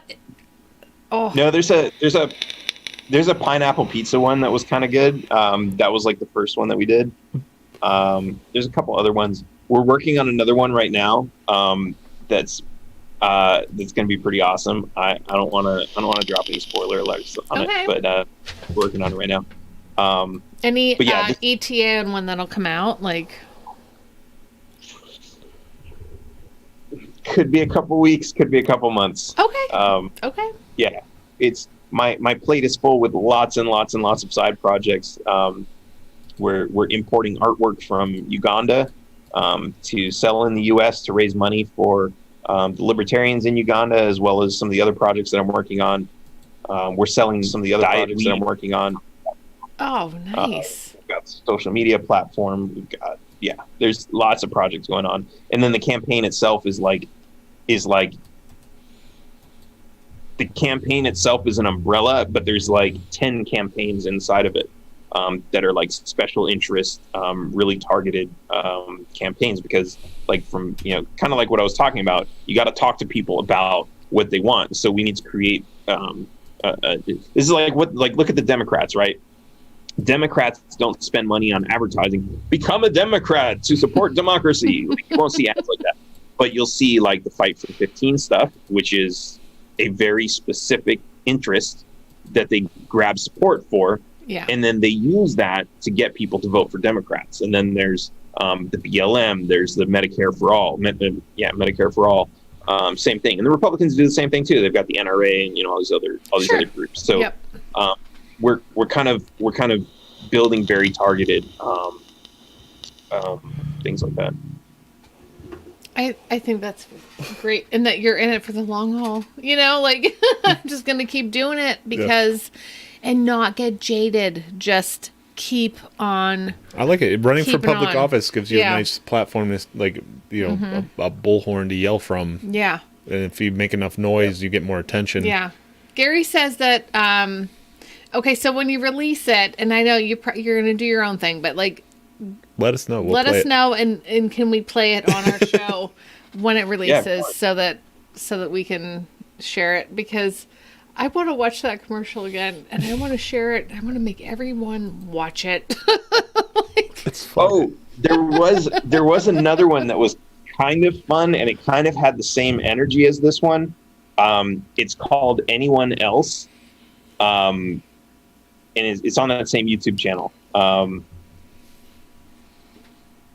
I think I ran it we were trying to get it published right before the November election, but we released it like a couple days late. Oh. We just couldn't get it out on time. But it wasn't as good, but I think it was still pretty awesome. Just like that whole feel, that Friday.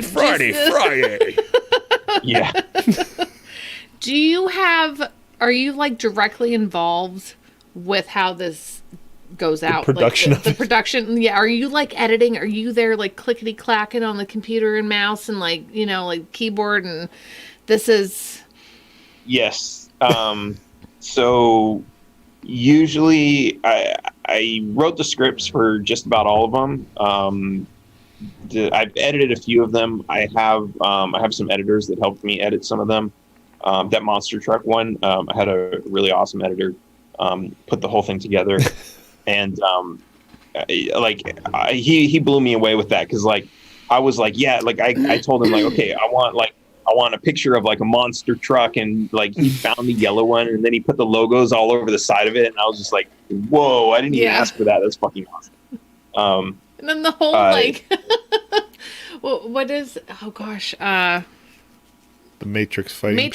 Fighting, and all, we're gonna take everything down was timed out. And that was beautiful. And get rid of this and get rid of that. And I'm like, there's so many things to get rid of. But there's so many hits in that scene. I love it. Worked out perfect. Oh my gosh. Yeah. And magic. That list could have gone on for like an hour, really, but that would have been a terrible video. I would watch it. It was great. We'll make the extended director's cut. Okay. My kids will love it. Over and over and over. No, really, we're teaching our kids about stuff, and I'm like, okay, wait, no, you can't say that out in public. Hold on a second. You can't just go up to people and say these things. You have because they're 6, and 7 and 11, and I'm like, you can't just walk up to strangers and be like, So you're too young to be on a list yet. Yeah, you can't be on a list yet. You can't be on a list. Please don't be on a list yet. But I don't know. Oh, Dan, this was great. I got hammered accidentally. How did you do that? You were just drinking domestics. I know. I was just drinking because I like beer, and I drank like 6 beers. Oh, Dan, I'm sorry. Dave didn't warn you. Are you going to show the video again? Because now I want to watch it again. Yeah, let's watch the video. Oh my gosh. I think I can just do it with the button. Let me see. Where did I put that?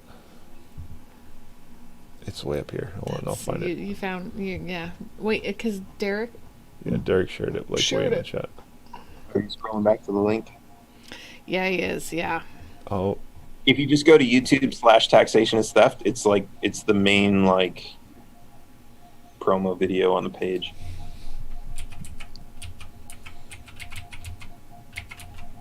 Yeah, there's like comments on that video. Like, I used to think he was crazy because he said taxation is theft, and I was a Bernie Sanders socialist, but now I totally get it. Oh, that's amazing.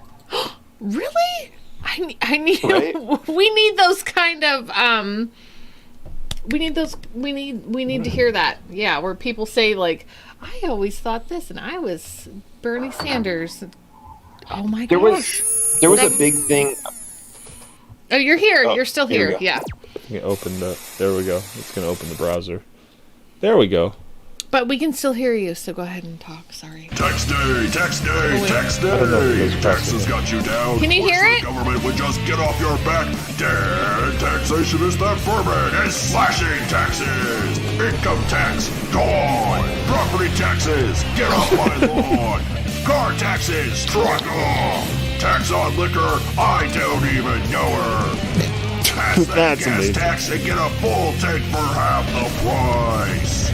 He's eliminating taxes. Estate tax, payroll tax, gift tax, death tax, sales tax, internet tax, cable tax, park fees, business permits, fishing license fees, capital gains tax, water tax, vape tax, cigarette tax, restaurant tax, hotel tax. Hi, I'm Dan, Taxation is Theft Behrman. I hate taxes so much, I changed my middle name. IRS nagging you, tell them to get your damn hands off my paycheck. Don't tax me, bro. Millionaires don't pay taxes. Why should you? The president doesn't pay taxes. Why should you? Dead taxation is the Behrman is going to make your IRS problems go away. But who will build the road? Don't be naive! There were roads, schools, libraries, doctors, and courts before they were taxed! Social contract, I didn't sign shit! Congress wants to spend the sexual habits of quail on cocaine or a genitalia washing program for uncircumcised men in Africa. Tell them to get a job! He actually took that off of YouTube for that last one. Throw that parasite in the trash! Yes, we can have a civilized society without taxes, and the first step is to get rid of uncivilized taxes. If you want to double your paycheck and cut your cost of living in half, get your ass out to the polls and vote for dead taxation is that Behrman. Act now before they take it all. I love it. I love that. I'm gonna just put the new logo on the end of that one and re-release it. I want to share that like every day. Yes. So that shot of the where it talks about the government program to spend like what $90 million on a genital washing education program in Africa. So that footage actually originally didn't have the smiley faces on there. And so YouTube took it down, and they flagged us for like nudity. But I looked at their nudity policy and I said, this actually isn't in violation of your nudity policy because it says like sexual nudity, Right. and it specifically said excludes educational nudity. Yeah. And I'm like, this is educational because not only is it talking about a government program, informing people about this program, right? The government program was about educating people on how to bathe, and on top of that. That footage was so blurry you couldn't even see a crack in anyone's ass anyway. So it was just like fucking useless. So we had to put the smiley faces on it, and yeah, to make it work. And they haven't said anything since. That is, I don't have words. Yeah, for that's it. beautiful. It's beyond. That's the best political ad I've ever seen. Ever. Look at Behrman, like right on the Oh, side yeah. of that.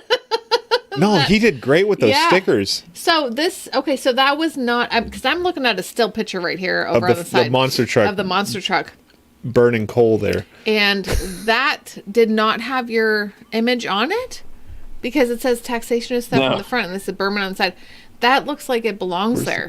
It's fantastic. It is. Yeah, I couldn't afford that sponsorship. Oh my gosh. That is so great. They did a really good job. We were in talks, and we did have a NASCAR team that was going to let us put our sticker on the side of one of their cars for one of the races.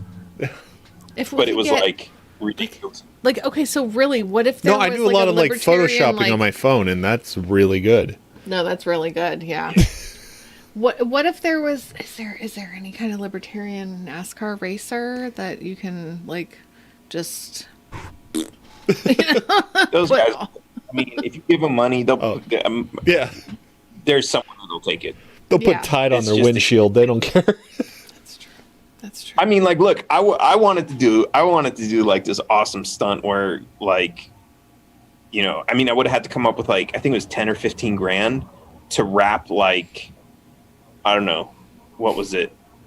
No, what I was gonna do was I was gonna do something like we won't put anything on the car, but then like when the car comes in for a pit stop, I'd like run out with like a giant sticker and like slap it on the car, like on and your then, hat, run like across the field. And security chased me down, like, you know, like it was all staged and shit.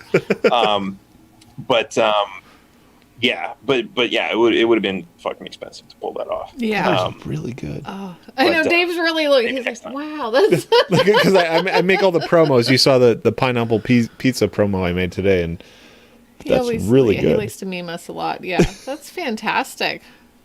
So what do you have coming up? What are you doing? What's going on? What should people be like? I'm totally going to listen to your podcast because I'm listening to podcasts now. Yeah. You're talking to people and just having conversations, and I want to hear that. Yeah. So there's a series called Debate Me, You Coward, which is mostly that.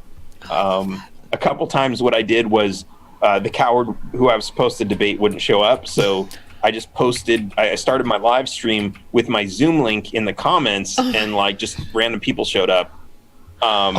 And this one guy, he was really interesting. He actually identified as a libertarian, but he showed up and he had this whole PowerPoint presentation ready, or like this spreadsheet, and he was like telling me how we're going to pay off the national debt, and that turned into a great conversation. Of course, my position is fuck the national debt. We're not going to pay that off. Yeah. No. Are you kidding me? I'm not donating to that. How the hell are we going to pay that off? No. Right. But I mean, it was great because like we had totally different opinions on the situation, but we had like a conversation about it, which was cool. Like, you know, nice. we both brought up points. We talked about our objections, and we weren't like, yeah, well, you're a piece of shit. Yeah. You know. Yeah. No, I like that. I like that. I like being able to hear two people like discuss. Like convince me. Yeah. Like, I mean, like at the end of the day, it's like they say, we're all just and like I've learned a lot too, like because like, okay, you hear someone say, oh, capitalism is stupid, and you're just like, yeah, well, you're a fucking idiot.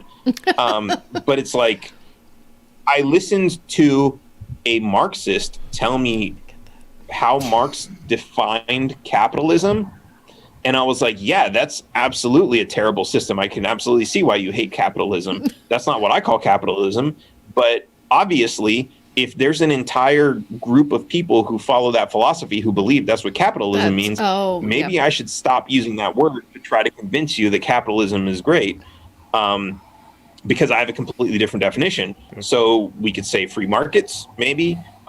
We can just say, I mean, at the end of the day, we can say capitalism is bad if you have to have a government who imposes it on people who don't want to use it. That's what they always say, is that capitalism can't exist without the state to enforce it.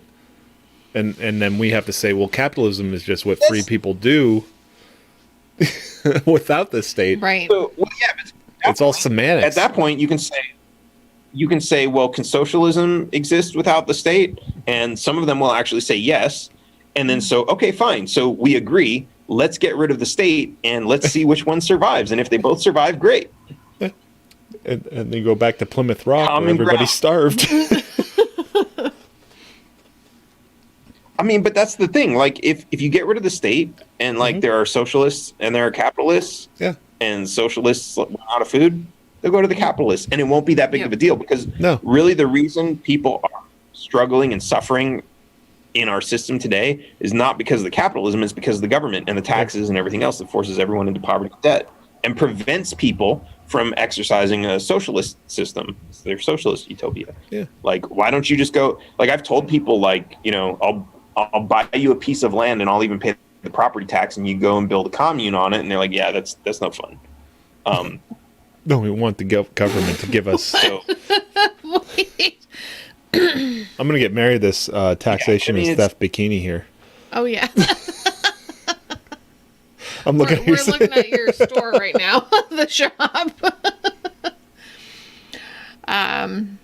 yeah, that one's pretty awesome. We had some great pictures. We did some. Oh, there's awesome photo pineapples shoots with on that. it. I need to put them back on. Yes, the little tiny pineapples. That Dave's like. It's awesome. Enhance because pineapple belongs to food too. It changes when you. And on the back it says, "You can't tax this." Oh, nice. Oh my gosh! Oh my gosh! Definitely not drugs. Luggage tag. That's awesome. Oh my gosh! Oh, there's pages of this. Yeah, I love that. There's a story behind that one too. No, my hair's out of control. Your hair's fine. I went I'm chilly. There's this place where they make natural sea salt. Oh yeah. Here in Mexico, or not here, but so like they sell it in bags by the kilo on the side of the road. So like we bought, and it looks like drugs, right? So I was talking to Jacob Hornberger, and he's like, "Oh yeah, I spent a lot of time in Mexico, like near where you are." And I told him, you know, I got the salt, and he's like, "Wow, that sounds awesome." So I was like, I'll bring you some. So I took some out of the big bag and I put it in like a Ziploc bag, and I was like, "Yeah, that totally looks like." Yeah, this is intent to deliver now. Shit, right? So I just got Sharpie, and I wrote "definitely not drugs" on the side of it, and I stuck it in my bag, and I got on the plane with it, and like nobody said anything. And like I sent it through the X-ray machine, and so I was like, okay. Well, that was Mexican security getting into the U.S. So then I was like, okay, once I'm in the U.S., I'm like, I don't want to deal with it. I'm just going to put it in my checked bag. So I put it in my checked bag, and every flight I took, I got another, like one of those TSA, we have inspected your bag things. And so I started collecting these things. And by the end of the presidential campaign, I had like 20 of them, but I was sticking them in the bag with the salt. So like when they would open my bag to inspect it, they'd see like all these things that were already there.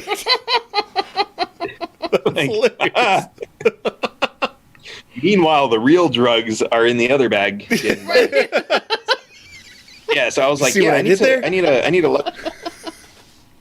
Oh my God. Which is what I mean. That's one of the reasons I'm always happy to like when the police pull me over, I'm always happy to waste their time and like sit there talking to them for like an hour and a half, because like there's this highway that goes from McAllen to San Antonio, and it's like a big drug route.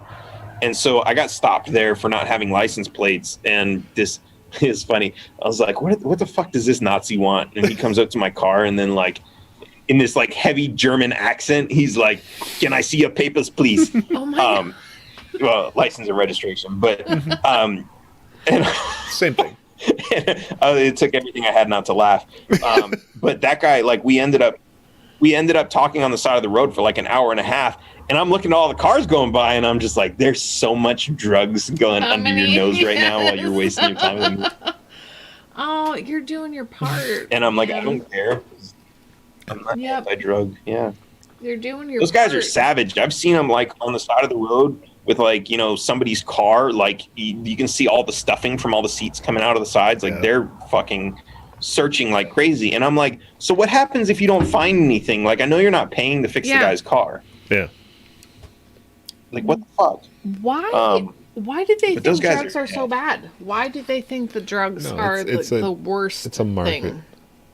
That Pharmaceutical. They're gonna cut into the pharmaceutical profits. It's like they're just And it's controlling. You need to throw people in prison and keep their prison population up. There's so many fucking reasons. When I went to lobby day at the Texas Capitol and like hundreds of people showed up to testify, you know, I've got XYZ disease and cannabis is good for it and I've been taking it and it's the only thing that makes me feel better and I'm a veteran and the VA has never given me anything that makes me feel as good from all this pain that I got from fighting for your fucking freedom. Thank you for your service. And, you know, hundreds of people just like testifying about how great cannabis is for their health. And then this one guy comes in to testify against cannabis. Yep. He's a fucking prison guard. Fucking something. Union. Yeah. Represent. Yeah, it's like, oh, okay. Yeah. Concerned mothers didn't show up to talk shit. Right? Just you. Oh, they got the tie. That's so... Like, at least the concerned mothers show up against, like, drug violence or, you know, they want to ban drugs because they're worried about their kids' safety. Like, or not drugs, they want to ban guns. Not that I agree with them, but, like, at least in their head, they believe they're protecting their family. Right, You're just here to make some fucking money. That... Shysters. What did we watch? What did we watch on Netflix? It was, they brought it out, like, they brought it back. It was the whole propaganda from, like, the 20s about marijuana.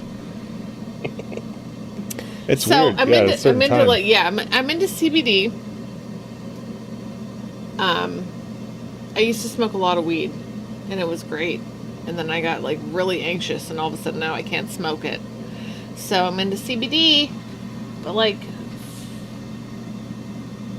Even we got, you know, I'm trying to get my mom to take it, and she'd probably smoke pot right at this point. I tell you what, my mom would, but you know, it's so stupid. It's like like, oh, pothead, or you just want to make marijuana legal, like, but yeah, why not? Because it's a plant and it's helpful to people. Yeah, I've been trying to get away. Like, I mean, I know there's like a shit ton of medical benefits, but I've been trying to get away from that because, like, at the end of the day, even if there wasn't a single medical benefit to it, it doesn't matter. That's no excuse to throw someone in prison. You're right. Life, liberty, and pursuit of happiness. Yep. That's what makes you happy. Yes. Go get high. It's your body. I had a hard time with that one because Dave was like, he went down the rabbit hole. Like he learned, rocket sled. Yeah, he was like, read like a Ron Paul book, and he's like, everything should be legal, and I'm like, what about cocaine and heroin? And sell it at Walgreens. Yeah, and he's like, heroin legal. I'm like, but I have friends who, like, you know, struggled with it, and he's like, but then if it's legal, they won't be maybe as afraid, first of all, to get help. They'll know what they're taking. They'll know what they're taking. You know, it's not like something shady, you know, cut with something, whatever. Just all of it. Like, just the whole, like, yeah. I've really come... With a million reasons. Yeah, yep. And if you want to do drugs... A million benefits. I'm doing drugs right now. But I'm drinking alcohol. A lot of fucking alcohol. Caffeine... you know, like, there's so many drugs. I mean, this is the thing too, like, every emotion that you feel is a chemical reaction in your brain. Mm-hmm. And so insulin is a chemical created by your body to regulate your sugar or your insulin or whatever else. All the, like, your body is controlled by chemicals. And when you take any kind of drug to, like, whether it's to balance out a physical ailment or a mental health issue, or anxiety, or you want to stay awake longer. Like, these are all drugs. They're just more chemicals you're putting in your body. And why is it that the government gets to decide what's good for us? Yeah. Because at the end of the day, like, there's not one group of people where it's going to be good and one group of people where it's going to be bad, like the government likes to make. Mm-hmm. There are 350 million individuals. Every single one of them is different. Every single one of them is going to be affected by these things differently. And it is our own personal responsibility to determine whether or not we want to take something, whether or not it's good for a health reason, whether it's mental health, physical health, or just to have fun. Because, and at the end of the day too, like, even if you're just taking it because it makes you happy, because you like getting high and laughing at cartoons, it's like, that's good for your mental health. It is. It is. Happiness is. I mean, happiness alone is good for your immune system. Everything else. Meanwhile, cortisol and stress and all this other stuff is bad for your immune system. What do you think they're doing with all this propaganda they're putting on TV during COVID? I mean, there's a very real possibility that they injured everybody's immune system while this virus is going around, making things worse, making them hide indoors from the sun and not getting sunlight, or exercise, or all these other things that like alter the chemical balance of your body and change. They literally change your future. What's going to happen to you?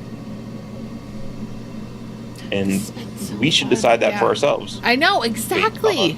And I had a hard time with that at first, and now I'm like, yeah, no, totally. Like, it's up to the individual. Like, Derek knows. It's up to every person. And if you feel that you're not smart enough to make that decision for yourself, then go to somebody who has a certification, which they obtained voluntarily as some sort of credential to say that they have some degree of expertise. I mean, you go to a mechanic and they usually have ASE certification, which is not required by law. You don't get arrested and thrown in jail for working on a car without an ASE certificate. But you have the choice where you can say, okay, this guy is an ASE certified mechanic. This guy is my neighbor who's always working on his car. I know him and I trust him and he's going to charge me less. I know the risk involved. Right. Make your own decision. Yep. And if you don't think you can make that decision on your own, you don't know if he's really that good or if he's always working on his car because he's always breaking it, go to the guy with the certificate. That's your choice. Right. Know who you trust.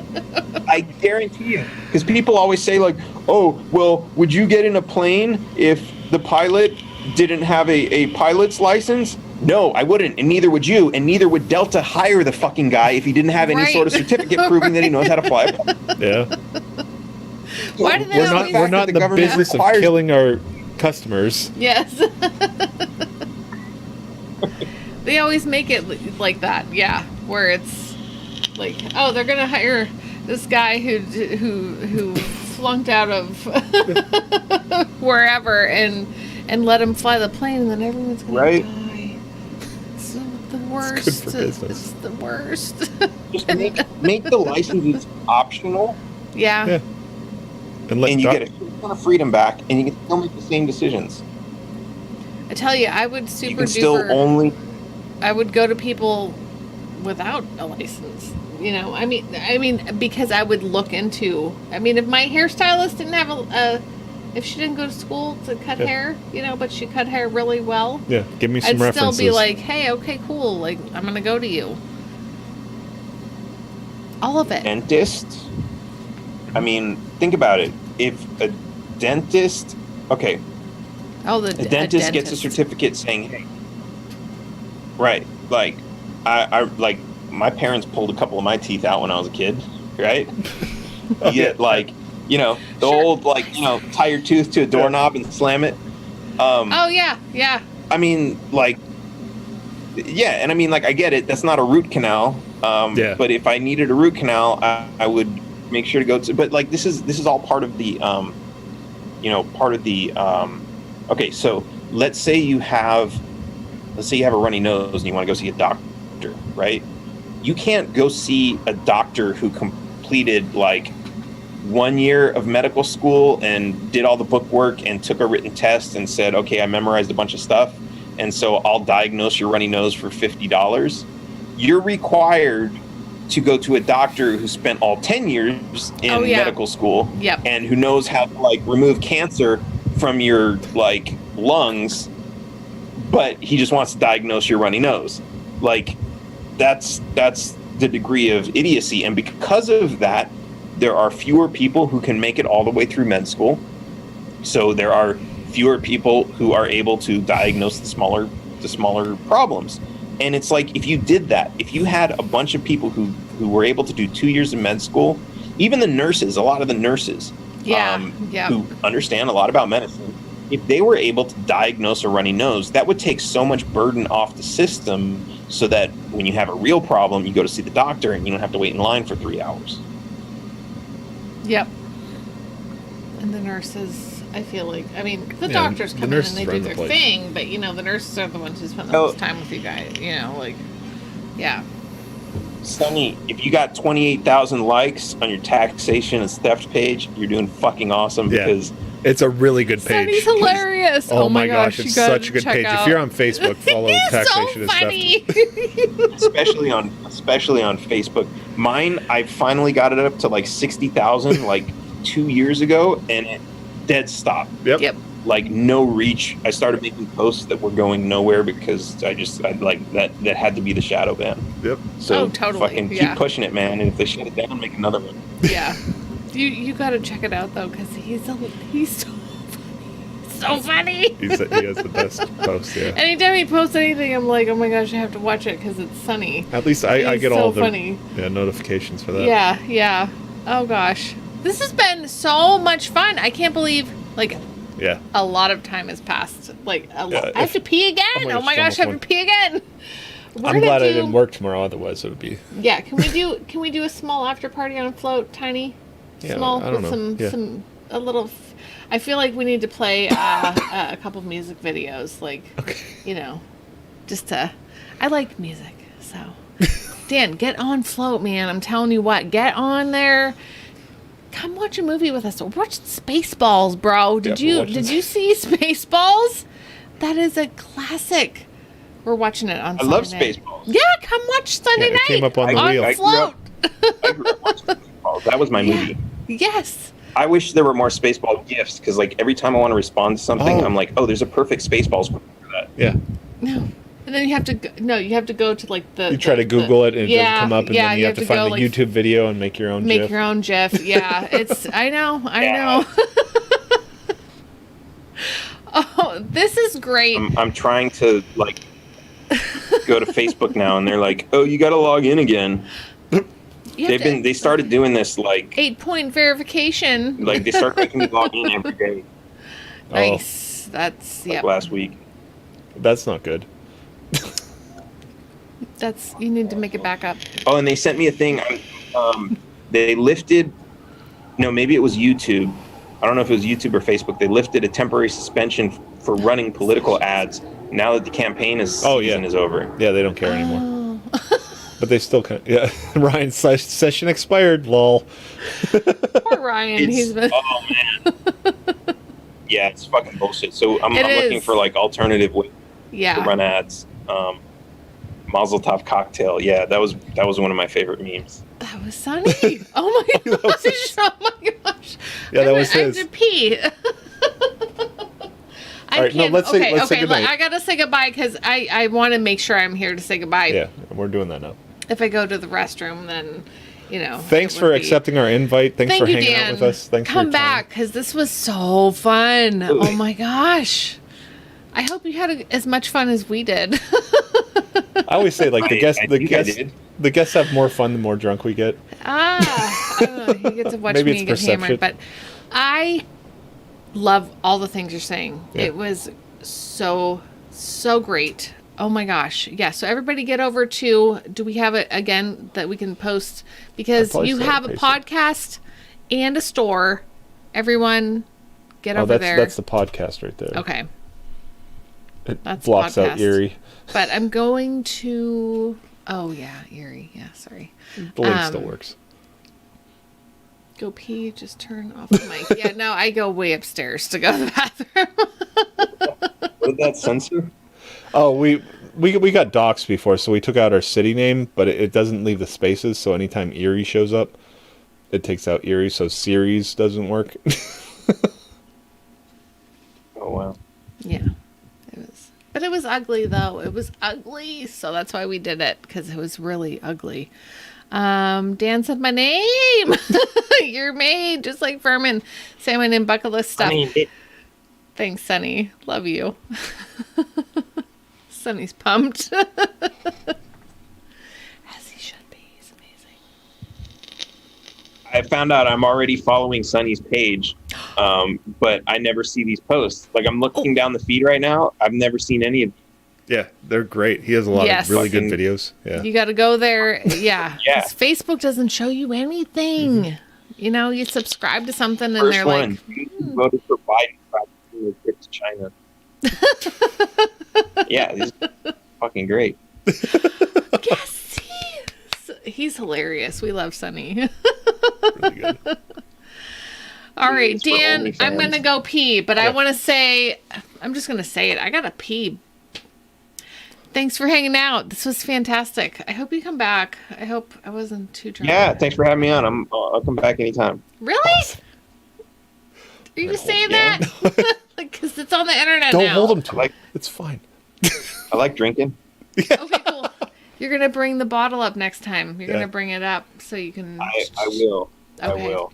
And I'm going to once, eat pineapple pizza. once the next video's done. Okay. And I'm And going to I'll order have pineapple pizza. Yeah, we're going to eat some pineapple pizza together. Sounds good. All right, it's a date. Thanks, Dan. Oh my gosh, you're fantastic. We'll catch you later. Yes.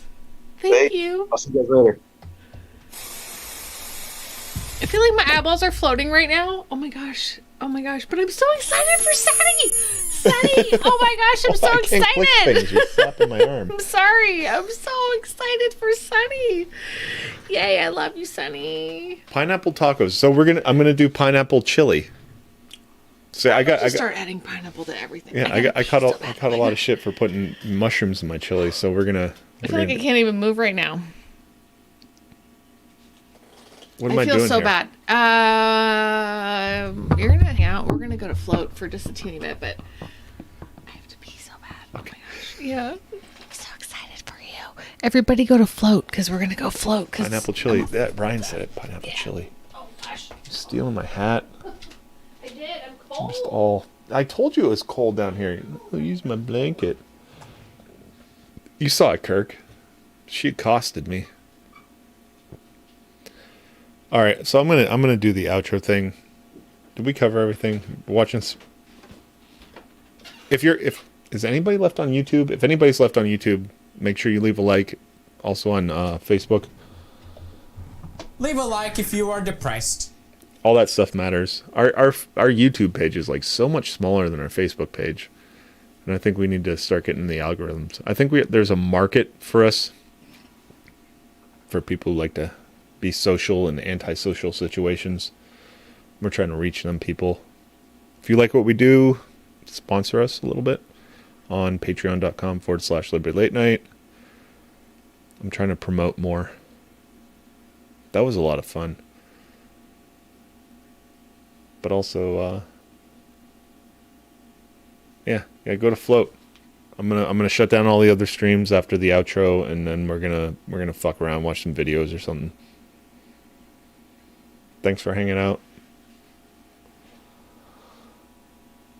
Just gonna rebuild on Float. Also, who's not gonna follow us to Float? Derek T is gonna be live tomorrow night, probably around the same time on Float. I think he does Float exclusive.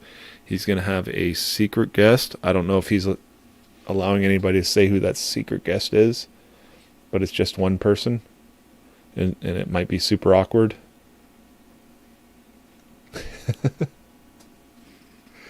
So follow Derek T on Float. I think I have. Oh, it's going to be on Talking Trash on Float. I'm going to copy that. Even though you guys can spell Talking Trashed. Go to Float and follow that page too, because he's going to have a special guest tomorrow. All right, I'm going to do the outro. And I have like a whole like half gallon of Derek's, but I'm probably going to drink some of it tonight. Catch you later.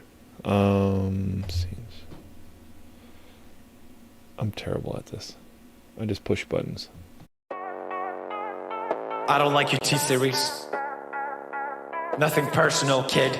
But I must go all out. Just this once. Bob's or Vagana, whichever will it be. Set the fuck down, T-Series, I'm here to spill the real tea. You're trying to dethrone me from spot on number one, but you in the year you lose, so best think you haven't won. When I'm through with you, we're gonna be completely fucking done, cause we only just begun. I review you, 0 5-ish gone. So come on, T-Series, looking hungry for some drama. Here, let me serve you bitch lasagna. Bitch lasagna, bitch lasagna. T-Series ain't nothing but a bitch lasagna. Bitch lasagna, bitch lasagna. Look at T-Series, they just crying for their mama. Bitch lasagna, bitch lasagna. T-Series ain't nothing but a bitch lasagna. Bitch lasagna, bitch lasagna. T-Series just whip himself in their pajamas. So who the hell is Bob and why you wanna kiss him? Ew. I'm a blue-eyed white dragon while you're just dark magician. Ooh. You got a fifth of the population in your nation, but I got 90 rolls of worlds to hold your defecation. Oops, multipatlo, what the fuck is that even supposed to mean? Your language sounds like it come from a mumble rap community.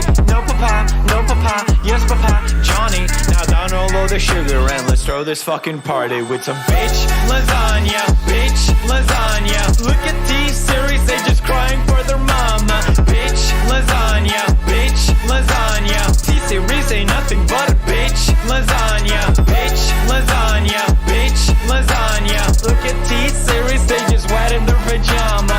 Bitch lasagna, bitch lasagna. T-Series ain't nothing but a bitch lasagna. You got a population of 1.32 billion, but most your videos can't seem to hit even a million. Sabot! Magic potty baby, your bottle's all done. If potty training time will be so much fun. I help you with your training pants, you make me so proud. Your potty feels like magic, then it flushes out loud. It's fun to help Magic Potty Baby learn to use her potty. Flush and you're ready for next time. Magic potty baby, I'm so glad that you're mine. Magic Potty Baby and her Magic Potty. No water, no mess. Batteries not included. I don't like your T-Series.